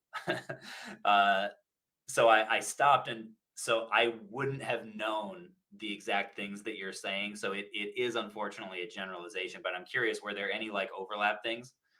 there was a lot of times where it kind of felt like you were referring to something that I had said, but maybe Mm. it was just people had seen my video where I said it and then commented on your page or on your channel and kind of put that idea in your head, you know? Most of the time, honestly, it's not even that. It's not even referencing a specific comment trend. It's just from years of being on YouTube, like I just know the kinds of objections people are gonna have.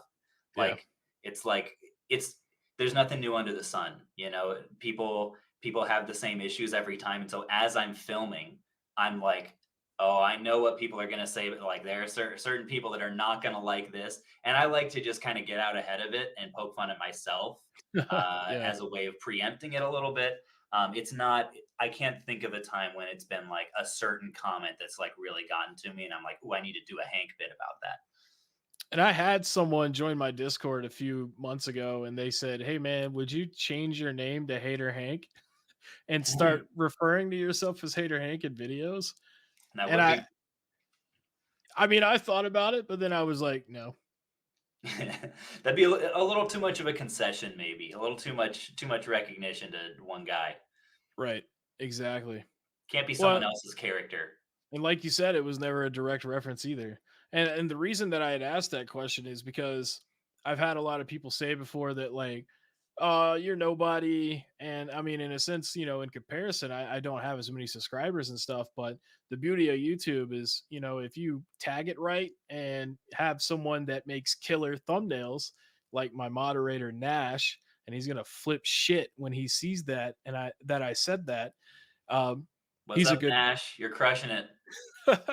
he's a good kid, man. I mean, he's doing, God's work over there with those thumbnails. He really Um, is. but yeah, I mean, people would say that all the time. They'd be like, "Man, Caleb doesn't hear what you say. He doesn't know who you are," and blah blah blah. But you said earlier, I mean, before we started recording, that you were familiar with the stuff, and I mean, it's not hard to Oh find yeah. it. Yeah, it gets back to me, trust me. And I'll like it's a combination of like I'll see it in the feed and be like, "Oh, there's another one. Wow, my eyes are super red in this one."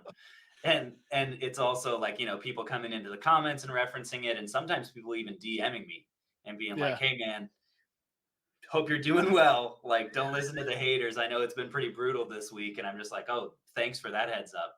I've been you know, trying really hard." It's like when a new movie comes out and you're trying to avoid the spoiler, Right. and it Yeah, just always finds a way of coming up. That's kind of what it's like. that's funny. I'm like a gnat at a barbecue for you. You just can't get rid of me, man. Yeah, yeah, that's exactly right. So Um, one more thing that I wanted to say, yeah, because like I know, Riff has his podcast, and him and Gabo talked about me. They didn't say my name, but they specifically referenced one of my videos that I titled like Editor Rift makes fun of Caleb more than I do, or something like that. uh-huh, Which he does, by the way. And I guess it's okay that he does it because he's your friend. uh-huh. I think you guys are friends. Um, I don't know, man. He was pretty hardcore in that last video, but you Yeah, did call his mom a dump truck. So, so I'm curious, like, do you not see the difference there? oh, I do. I do see the difference. Yeah. But, Because to me, this is a really interesting thing.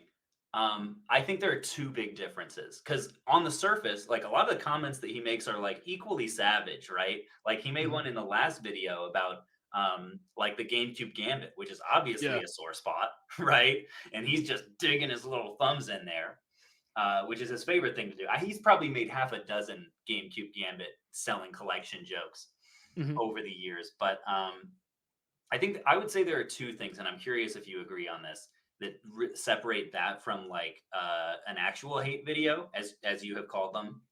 One is the underlying friendship, like you mentioned, right? Like because we said before yesterday we had no contact, so that I think to most people feels very different and like differently motivated. mhm, And also like I've referenced in some of my videos, I do it sparingly because I don't know, it feels weird, but like Riff and I do we have a really close relationship and I do not take his friendship for granted. It's like knowing him and working with him so much, like after having watched his channel before I even started mine is like I consider one of the greatest achievements of my career. Um but I'm not going to say that in every video cuz like that's sappy and no one wants that.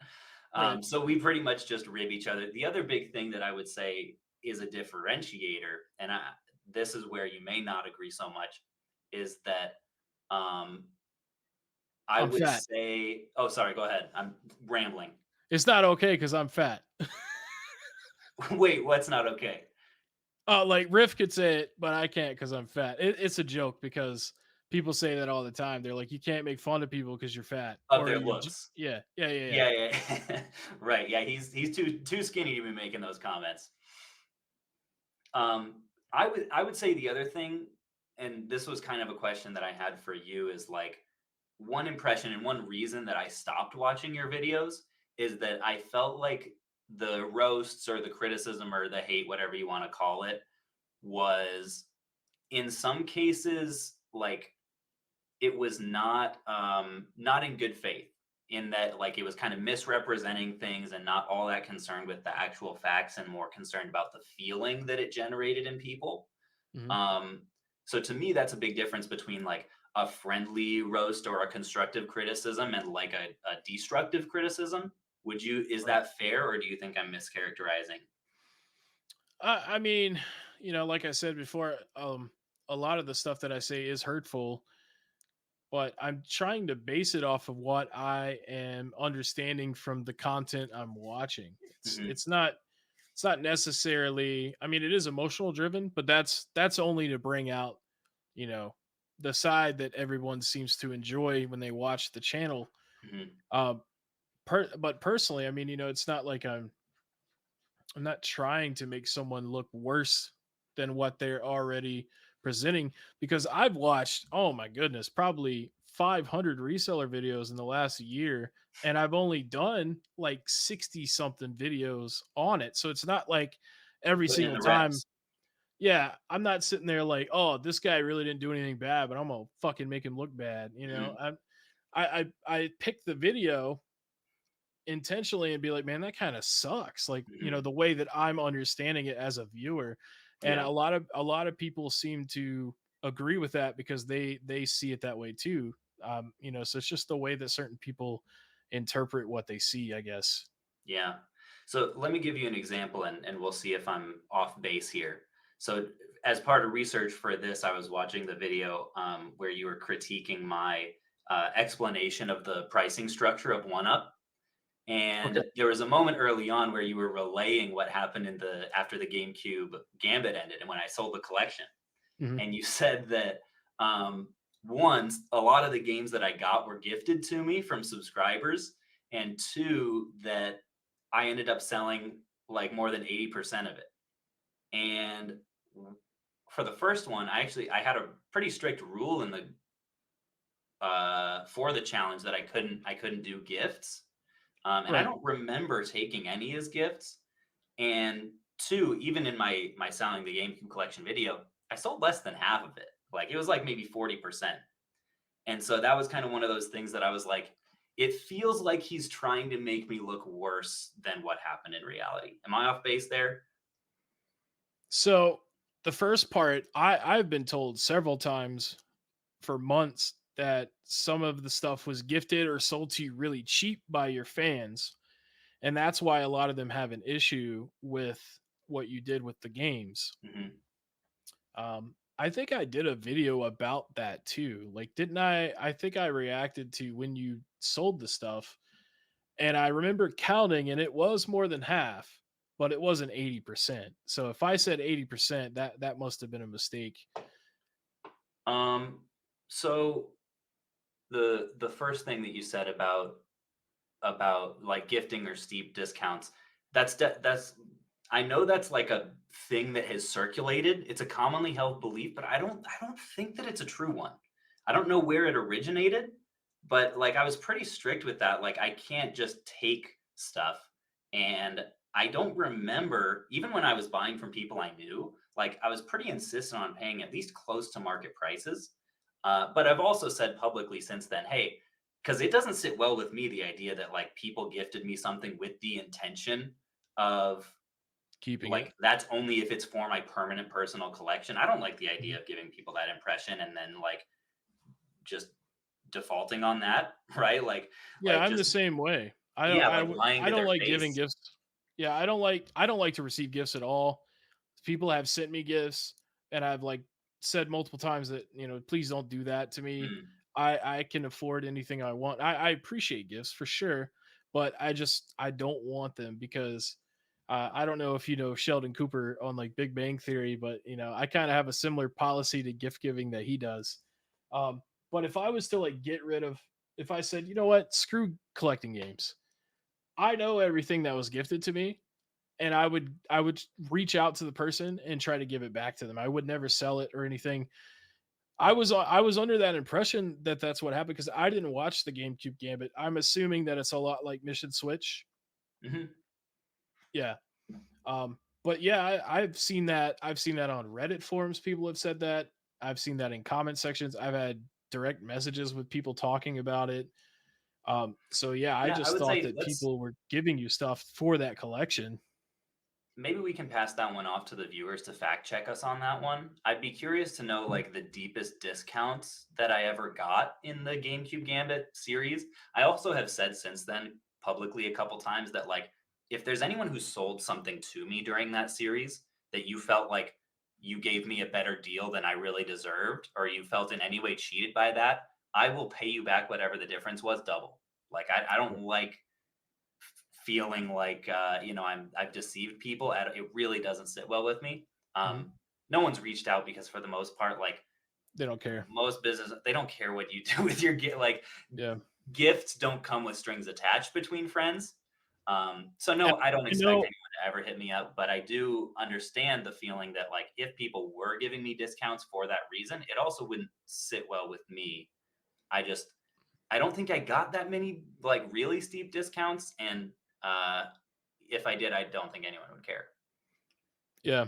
And I know for a fact that you did say that because I've seen that in a Renix P cell video. The part about paying them back double. Mm. So there you go, man. I'm not trying to make you look worse than you already are. Yeah, I need no help with that. Is it my turn? I think it's my turn, and Okay. I'll spin this. This one's a little bit more positive. So, as your channel has blown up this year, right? Because I mean, your views have gone from You were at the start of the year probably averaging like a few hundred, and at this point, it's probably north of 5K, right? Yeah, on average, it's between 3 and 8. Like, it's very depends. If it's a video on you, I mean, it does quite well. Yeah, yeah. It's this gorgeous face. People can't resist clicking on it.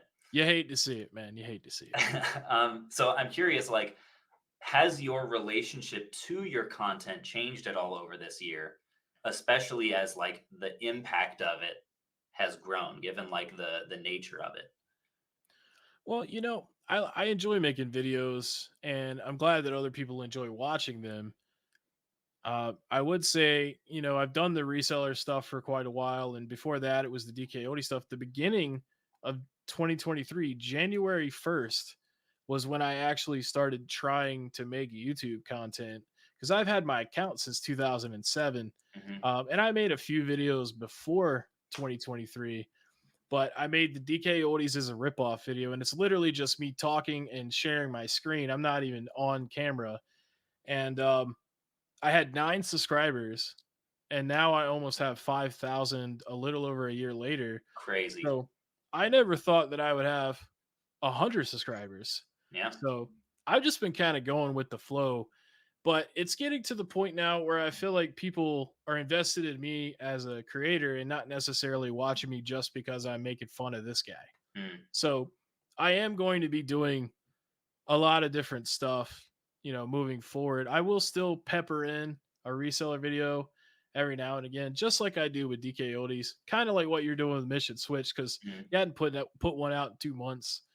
And but that's what people have to understand though, is that's because I want to present you with something new and fresh and exciting. I don't want to beat the same horse over and over and over, Right. Yeah. because there's only so many times I could call somebody a dickhead or something. Hmm. So yeah, I mean, I'm definitely excited about it. And I think right now I am extremely excited about it because it's not something I have to rely on. So I can Mm, still do it for fun and not feel obligated to make a video every couple of days or every right. week. Like you, I mean, you have your other sources of income now, but there probably was that time where you were like, damn, man, I got to put something out. Yeah, that's very true. Especially, yeah, as the channel's growing early on, it's like, and it wasn't even as much for the monthly revenue at the time as just like not wanting to sacrifice any momentum and feel like I'm Mhm. backpedaling, right? Like Yeah. there's a significant pressure to keep the upload schedule up. And it I do. results in it results in stuff that is less than your best. Like there's no way around it. That's part of the reason I'm posting so much less frequently now, is I've kind of gotten to a point of acceptance, at least in this season, of like, I don't really Renix P sale is different. Renix P sale is always less than my best, and that's just what you can get. But the main channel is like, I want to really put significant effort and push myself with everything I put on there, and it just takes longer. So Yeah. I'm with you on that. Like it's a huge blessing to not have to care about the performance of everything. I do feel you on that one part though, where you're like, man, I put a video out in like 5 days. Like people are gonna start unsubscribing and they're gonna hate me, and I'm not gonna get good views anymore. So I mean, I still have that drive to chase the interaction and the views and stuff. Mm, Um, mhm.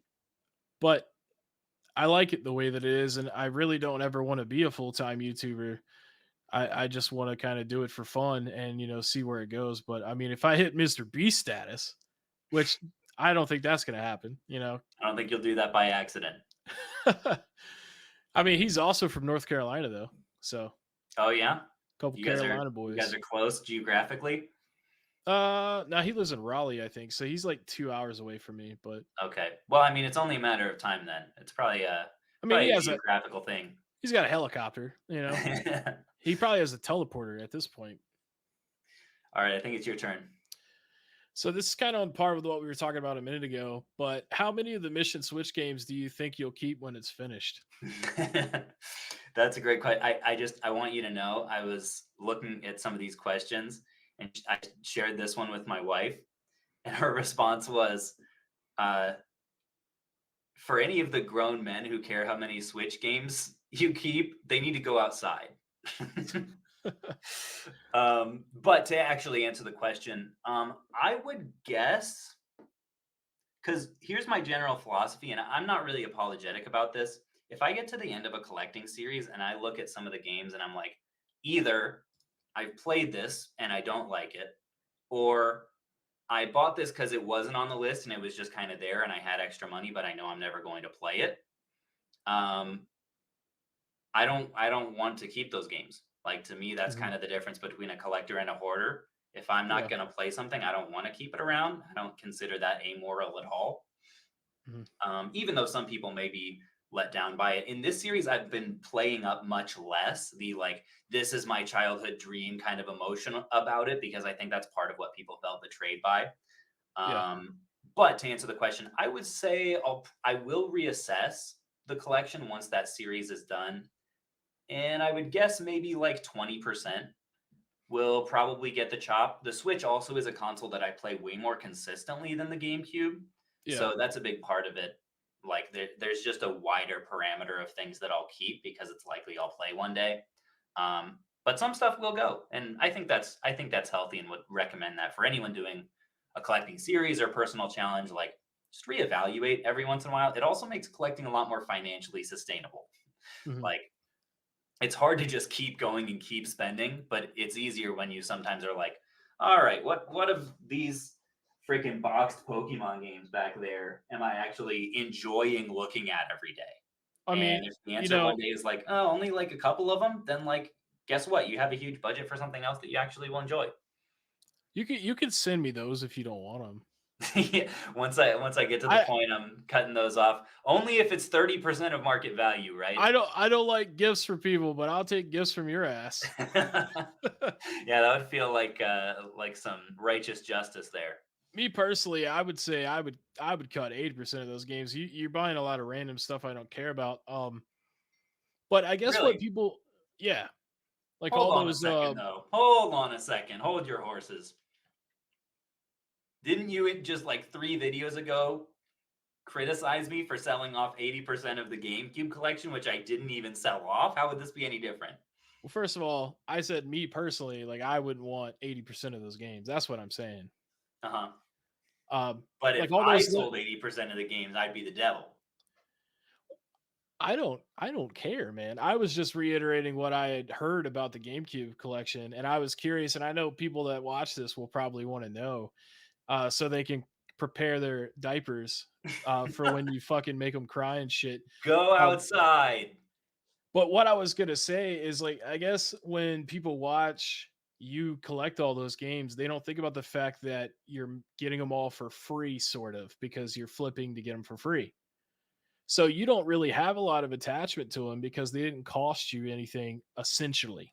Yeah, that's the goal at least. It's a Yeah. little bit like, you could argue that that's a little bit of like boy math of like, Mhm. these are actually free because I hustled for them.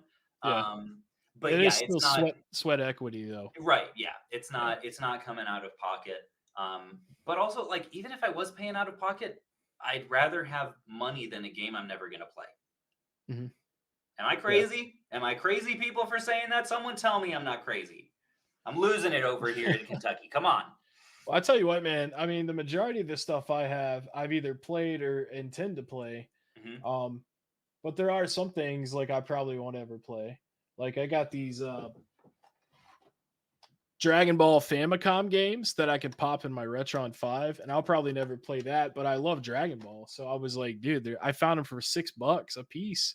No. I was like, "Can you do 3?" No, I'm just kidding. I didn't say that, but I I'll wanted give it. you one.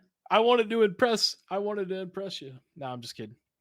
But yeah, I think it's your turn, man. All right, this is my last one that I have pre-written. And Okay. this is a tough one. What is the difference between roasting and bullying? And are there lines that you're not willing to cross with your content? Roasting and boiling. I'm gonna throw you in a pot of water. Now, I'd say the difference is how the person, um, interprets like what they see. Because I mean, some of the stuff that I say would be hurtful to some people, but like not necessarily offensive to others. It's kind of like how comedy can be offensive to one and funny to someone else.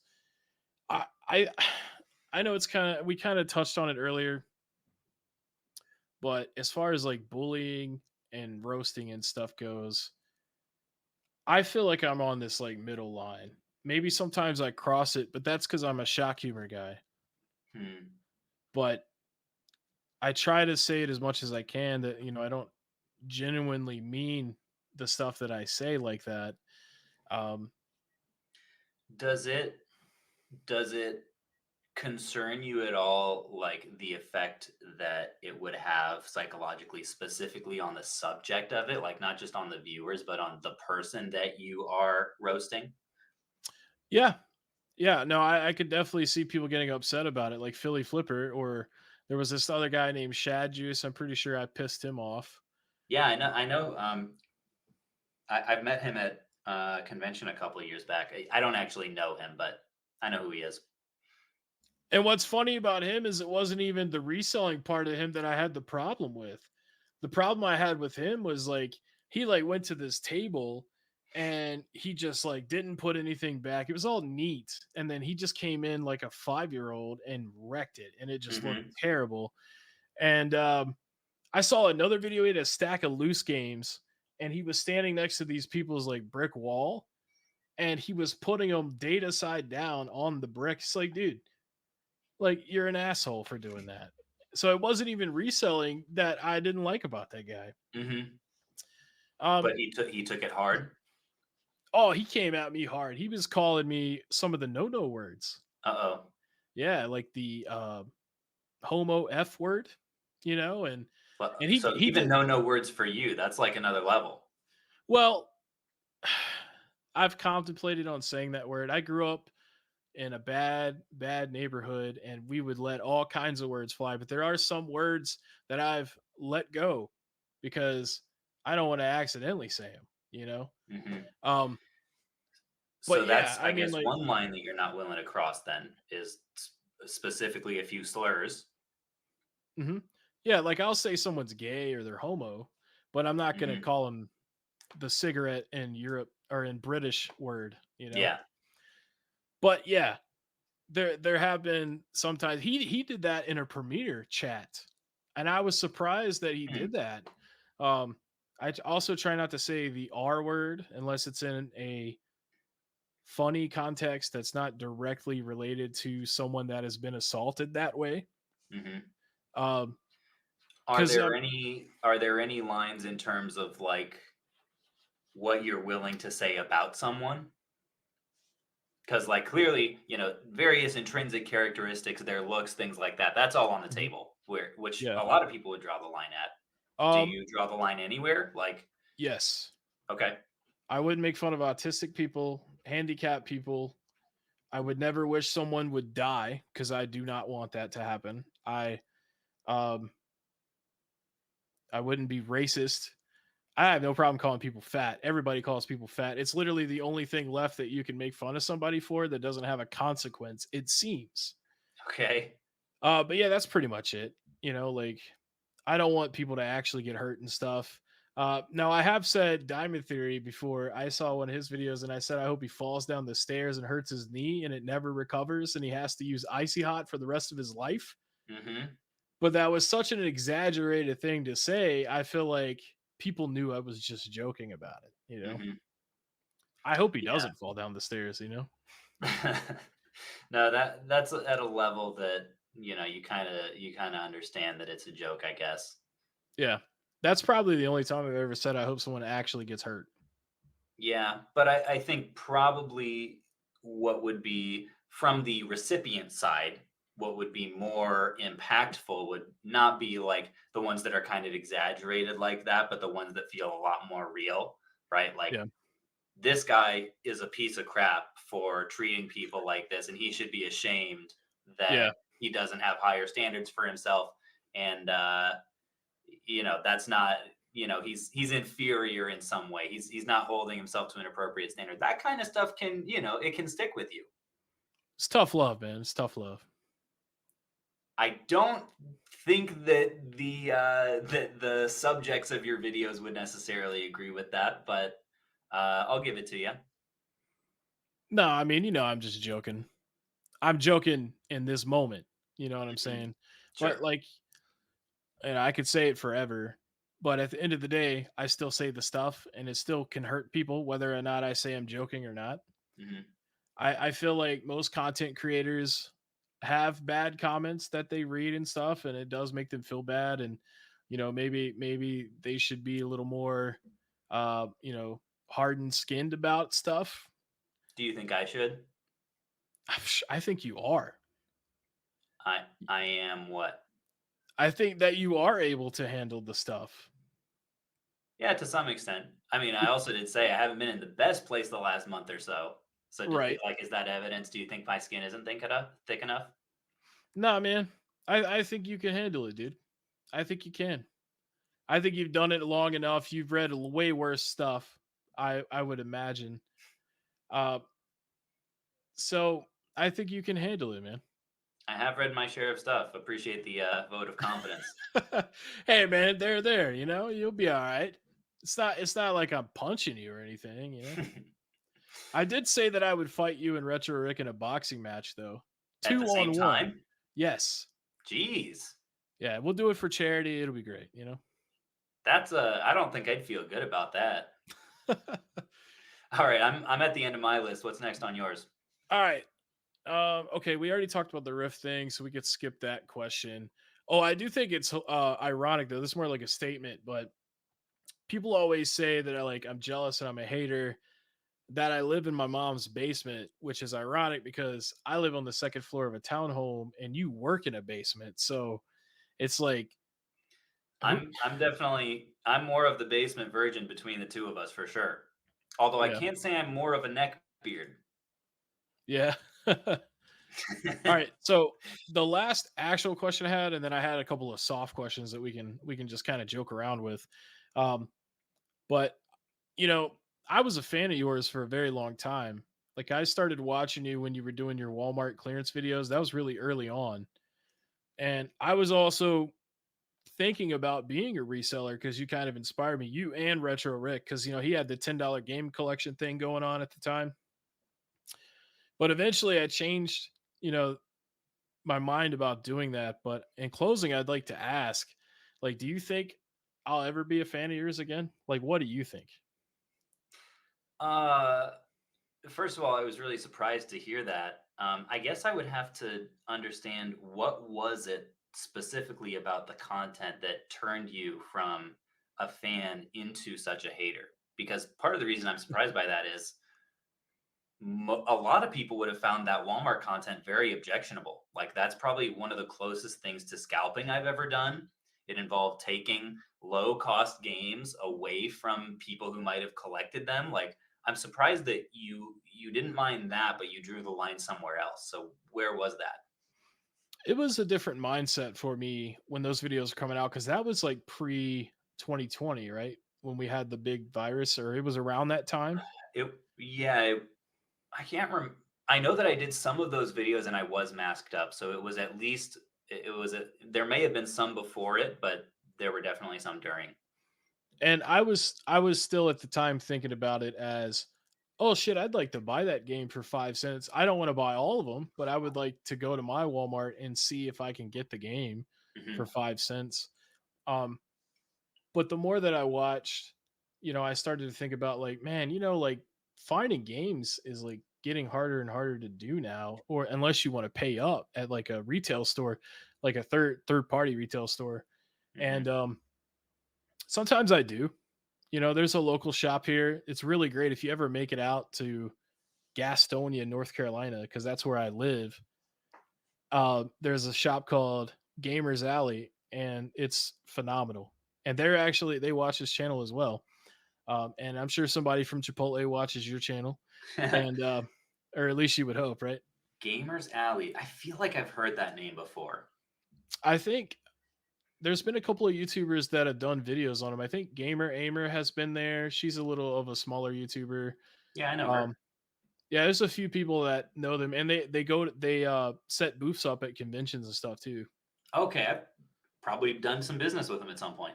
Yeah, I used to work for Scott. He's the owner, and Yeah, they're good people, man. They took care of me when I was vulnerable and needed financial stuff like Mm, so I don't mind paying a little extra to them because there's like a personal relationship there, but they mhm. also are fair on a lot of other aspects. But That's great.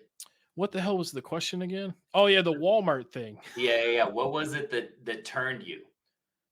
There, honestly, it was probably the convention stuff because I go to a lot of wrestling conventions where I have in the past, and I know how bad it sucks to like want to get in and then have to deal with all the lines and stuff. And seeing you being able to use your status to go in and film and cut deals with people and buy like 10 fucking Game Boys at one time. I'm just like, man, there's probably somebody there that wants a Game Boy and they may not be able to find them or a specific game, because you hunt a lot of rare games sometimes. And so I just started to see that I didn't really like it as much. Mm, And that was yeah. also happening at the same time when I was experiencing game hunting being harder to do. And I was like, Mm, man, it's these resellers popping up everywhere, mhm. making everything hard for the man. And it made it less palatable for you. Yeah, I was like, man, I don't want to do this. You Mhm. know, I don't want to be a part of that. Yeah, But here, that makes here sense. I guess if that's the case, I would say our relationship is likely to be neutral at best because yeah, I don't see a future where like I don't resell, and if resellers are specifically my version of reselling, if that's associated for you with the high cost of video games rather than more just the increase in general demand, I think it'd be hard to get there. Apparently, some resellers have gotten there and they've gotten that pass.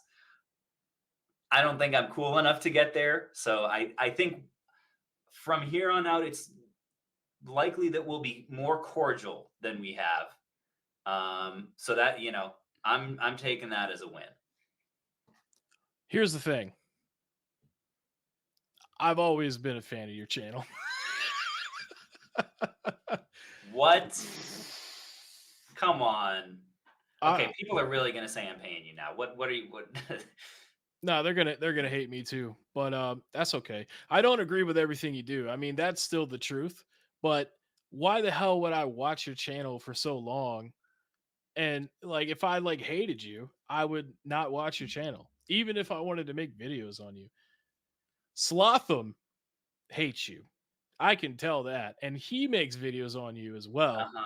huh. But he's not funny. He says the same bad, hateful shit every video, and he probably hates me now too if he finds out about this. This, But for anyone who doesn't know, is another hater channel.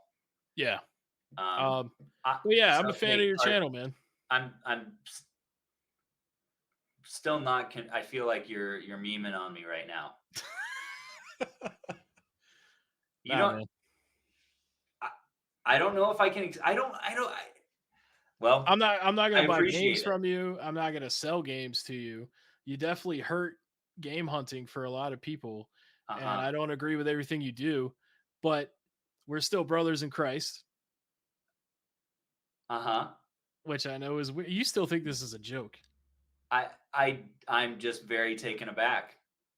I did Yeah, not see this as a finale here. I told you it was all a show, man. I guess so. I don't think I'm the only one who's going to be very surprised by this outcome because I would say the average person looking at your content would think this guy definitely actually hates Phoenix Resale. I know you've said like in comments and stuff before, I hate the behaviors, I don't hate the people. That's exactly right. But from the average observer's perspective, it definitely looks like you hate the people. That's like part of the like I guess a criticism I would have for you is like if your behavior matches someone that actually hates people, what's the real difference? So that's the reason I'm still grappling with it. Goes back to what I was saying about helping people vent their frustrations. We Mhm. all get frustrated as gamers that collect retro games, having to deal with resellers and scumminess that comes along with that. Um, but that's what's part of it is it's I'm trying to make other people that have these problems feel better Mhm. by them being like, yeah, Steve knows what's up.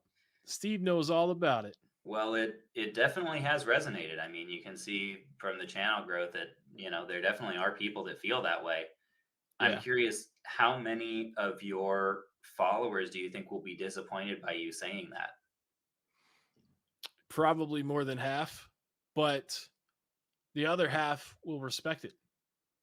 Just Yeah, as I respect you for reaching out and doing this cuz like, you know, I never thought this would actually happen.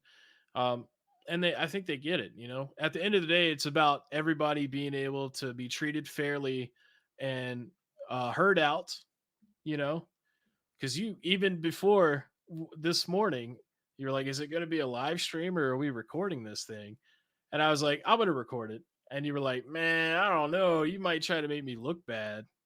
I just said it's risky because if you're editing something, you can make it look any way you want. For sure. For sure. To But ultimately, I was like, it seems like you've got some like character references, and I'll go ahead and just take a risk here. We'll see. Are yeah. you actually going to upload like a 2-hour video here? Yeah. I'm not going to cut any of it out. There wasn't Wow. really anything to cut out. Just Well, let them have it raw, you know. I'm flattered, and I love it raw. No, nobody clip that, please. That's going to be a meme for sure in the Discord going forward. Oh yeah. Will you get a Hater Hank tattoo? Holy cow, I can't do that as my first tattoo. Chipotle tattoo? More likely. Hater Hank works at Chipotle. He's wearing the uniform, checking you out on them short ass desks they got Holy in there. cow. This is getting to be an expensive tattoo. I think I might be out at that point. I worked at Chipotle for like 3 days once. Did you really? I like you more already. I'm too tall. Everything's so low. Yeah. I'd go home with the worst back pain. I was like, dude, I can't do this anymore. And then Yeah, that would be a rough one. when I found out that they wash their vegetables in vinegar, I can't stand the smell of vinegar. And they're like, yeah, man, just get in there and shake it around. I'm like, Mm, this is gonna be my last day. that is tough. Man, Here, is there any way that we can top that twist ending? I don't think so, but I got a couple of joke questions here, and then we'll wrap up. We'll do these really quick. All right. Who's who's worse, DK Oldies or you? Man, I'm gonna get hate for this probably, but I'm gonna say me because I'm a little bit sympathetic to DK Oldies just as someone who knows what it's like to get a lot of hate online. Like, I just feel bad for Joey, man. I'm probably too sympathetic to him. I know that's the wrong opinion, but I see all of like their comment sections and stuff like that, and I'm just like, wow, that's brutal. Like, I know that their prices are high, but ugh. So I'll Yeah. say me. Okay, and then meanest comment you ever received that you can think of. So there are kind of two versions of this, right? There are two different kinds of bad comments. One are like the funny roasts that I actually secretly really like, and then there are the other ones that weirdly like stick in your psyche in an unhealthy way. So for the latter, one thing that's happened with the app series is a lot of people are talking a lot about like sunk cost fallacy. That's something that's been like tumbling around in my mind a lot, which is like the only reason he's continuing with this app is because he's sunk so much money into it. It's not actually on its own merit. And I had to Yeah. actually like have a conversation with Erica of like, is this really just sunk cost fallacy? Am I the idiot here? So that one stuck with me to an unfortunate level. A funny one though is one time someone said that I look like the unfaithful love child of a GameStop employee and a homeless man. And that one stuck with me in a good way. That's pretty good. I think for me, the worst comment that I've ever read was someone told me to get Cayman. Obviously, I loved it, but Yeah, that's I like a thought it was pin right there. You I pinned that thought it one to was the top. I thought it was hilarious for sure. And then the last one is more of like a statement Okay. or a rhetorical question, but and I'm gonna do it the way you do it in your videos. Oh, geez. You know, you could have gotten 90% of the mission switch titles at GameStop in one video, right? Yeah, that little lean in. That's a Yeah, signature. folks, Uh, folks. that's true. But would I have had the budget for them? Is the question. Probably Hey, not. no, probably I'm not. not that good of a reseller yet. You're like, all right, guys, I'm gonna flip my Prius, and then we're gonna go buy all these games, and then next week I'm gonna sell half of them and buy a new Prius. And everyone would be like, unsubscribe. You're like, what a dick. Fuck that. The Heckin Steve video would be fire. Yeah, I would have a lot of fun with that. Well, dude, we hit the 2 hour mark. Pretty Thanks crazy. Will so this be the much. longest video on your channel? No, close, close. Wow. But thanks Well, so much for reaching out and spending 2 hours with me. I know you're a busy man, and I didn't have to pay you to do it. not yet. Checks in the mail though, right? Checks in the mail. That's right. Well, man, I appreciate you having me on. This was the most unexpected collaboration of my life. I told shout out to Nash again. Your thumbnails are crushing it. Your channel is growing. I may not agree with all of the methods or anything, similar to how you don't agree with mine, but ultimately, I do definitely believe in trying to find common ground. Hopefully, some people have been helped by that, and maybe our communities can hate each other a little bit less. Yeah, or at least in a more harmless way. Yeah. Only funny like GameStop employee kind of roasts around here, not Mhm. the sunk cost fallacy kind of ones, because then So close I'll cry fast. myself to sleep too many nights this week. Yeah, 140K for an app's a lot of money, man. It sure is. We'll see if ask me in 6 months if it's starting to pan out. You gonna be hanging out with Bezos, man. We'll see. Or hanging out with the guy that apparently is my father, the homeless guy. You gonna be doing mission yacht. Mission yacht or mission cardboard box, one of the You're two. gonna flip enough video games to buy a $300 million yacht. If I do that, maybe Jimmy will hit me up and we can collab on something. There you go, Mr. The Heck and Beast. Steve collab and then Mr. Beast. It's the natural progression. All right, well, thank you everybody for watching. Hope you enjoyed it, and catch you next time. Also, fuck you, Caleb. Had to get that in there.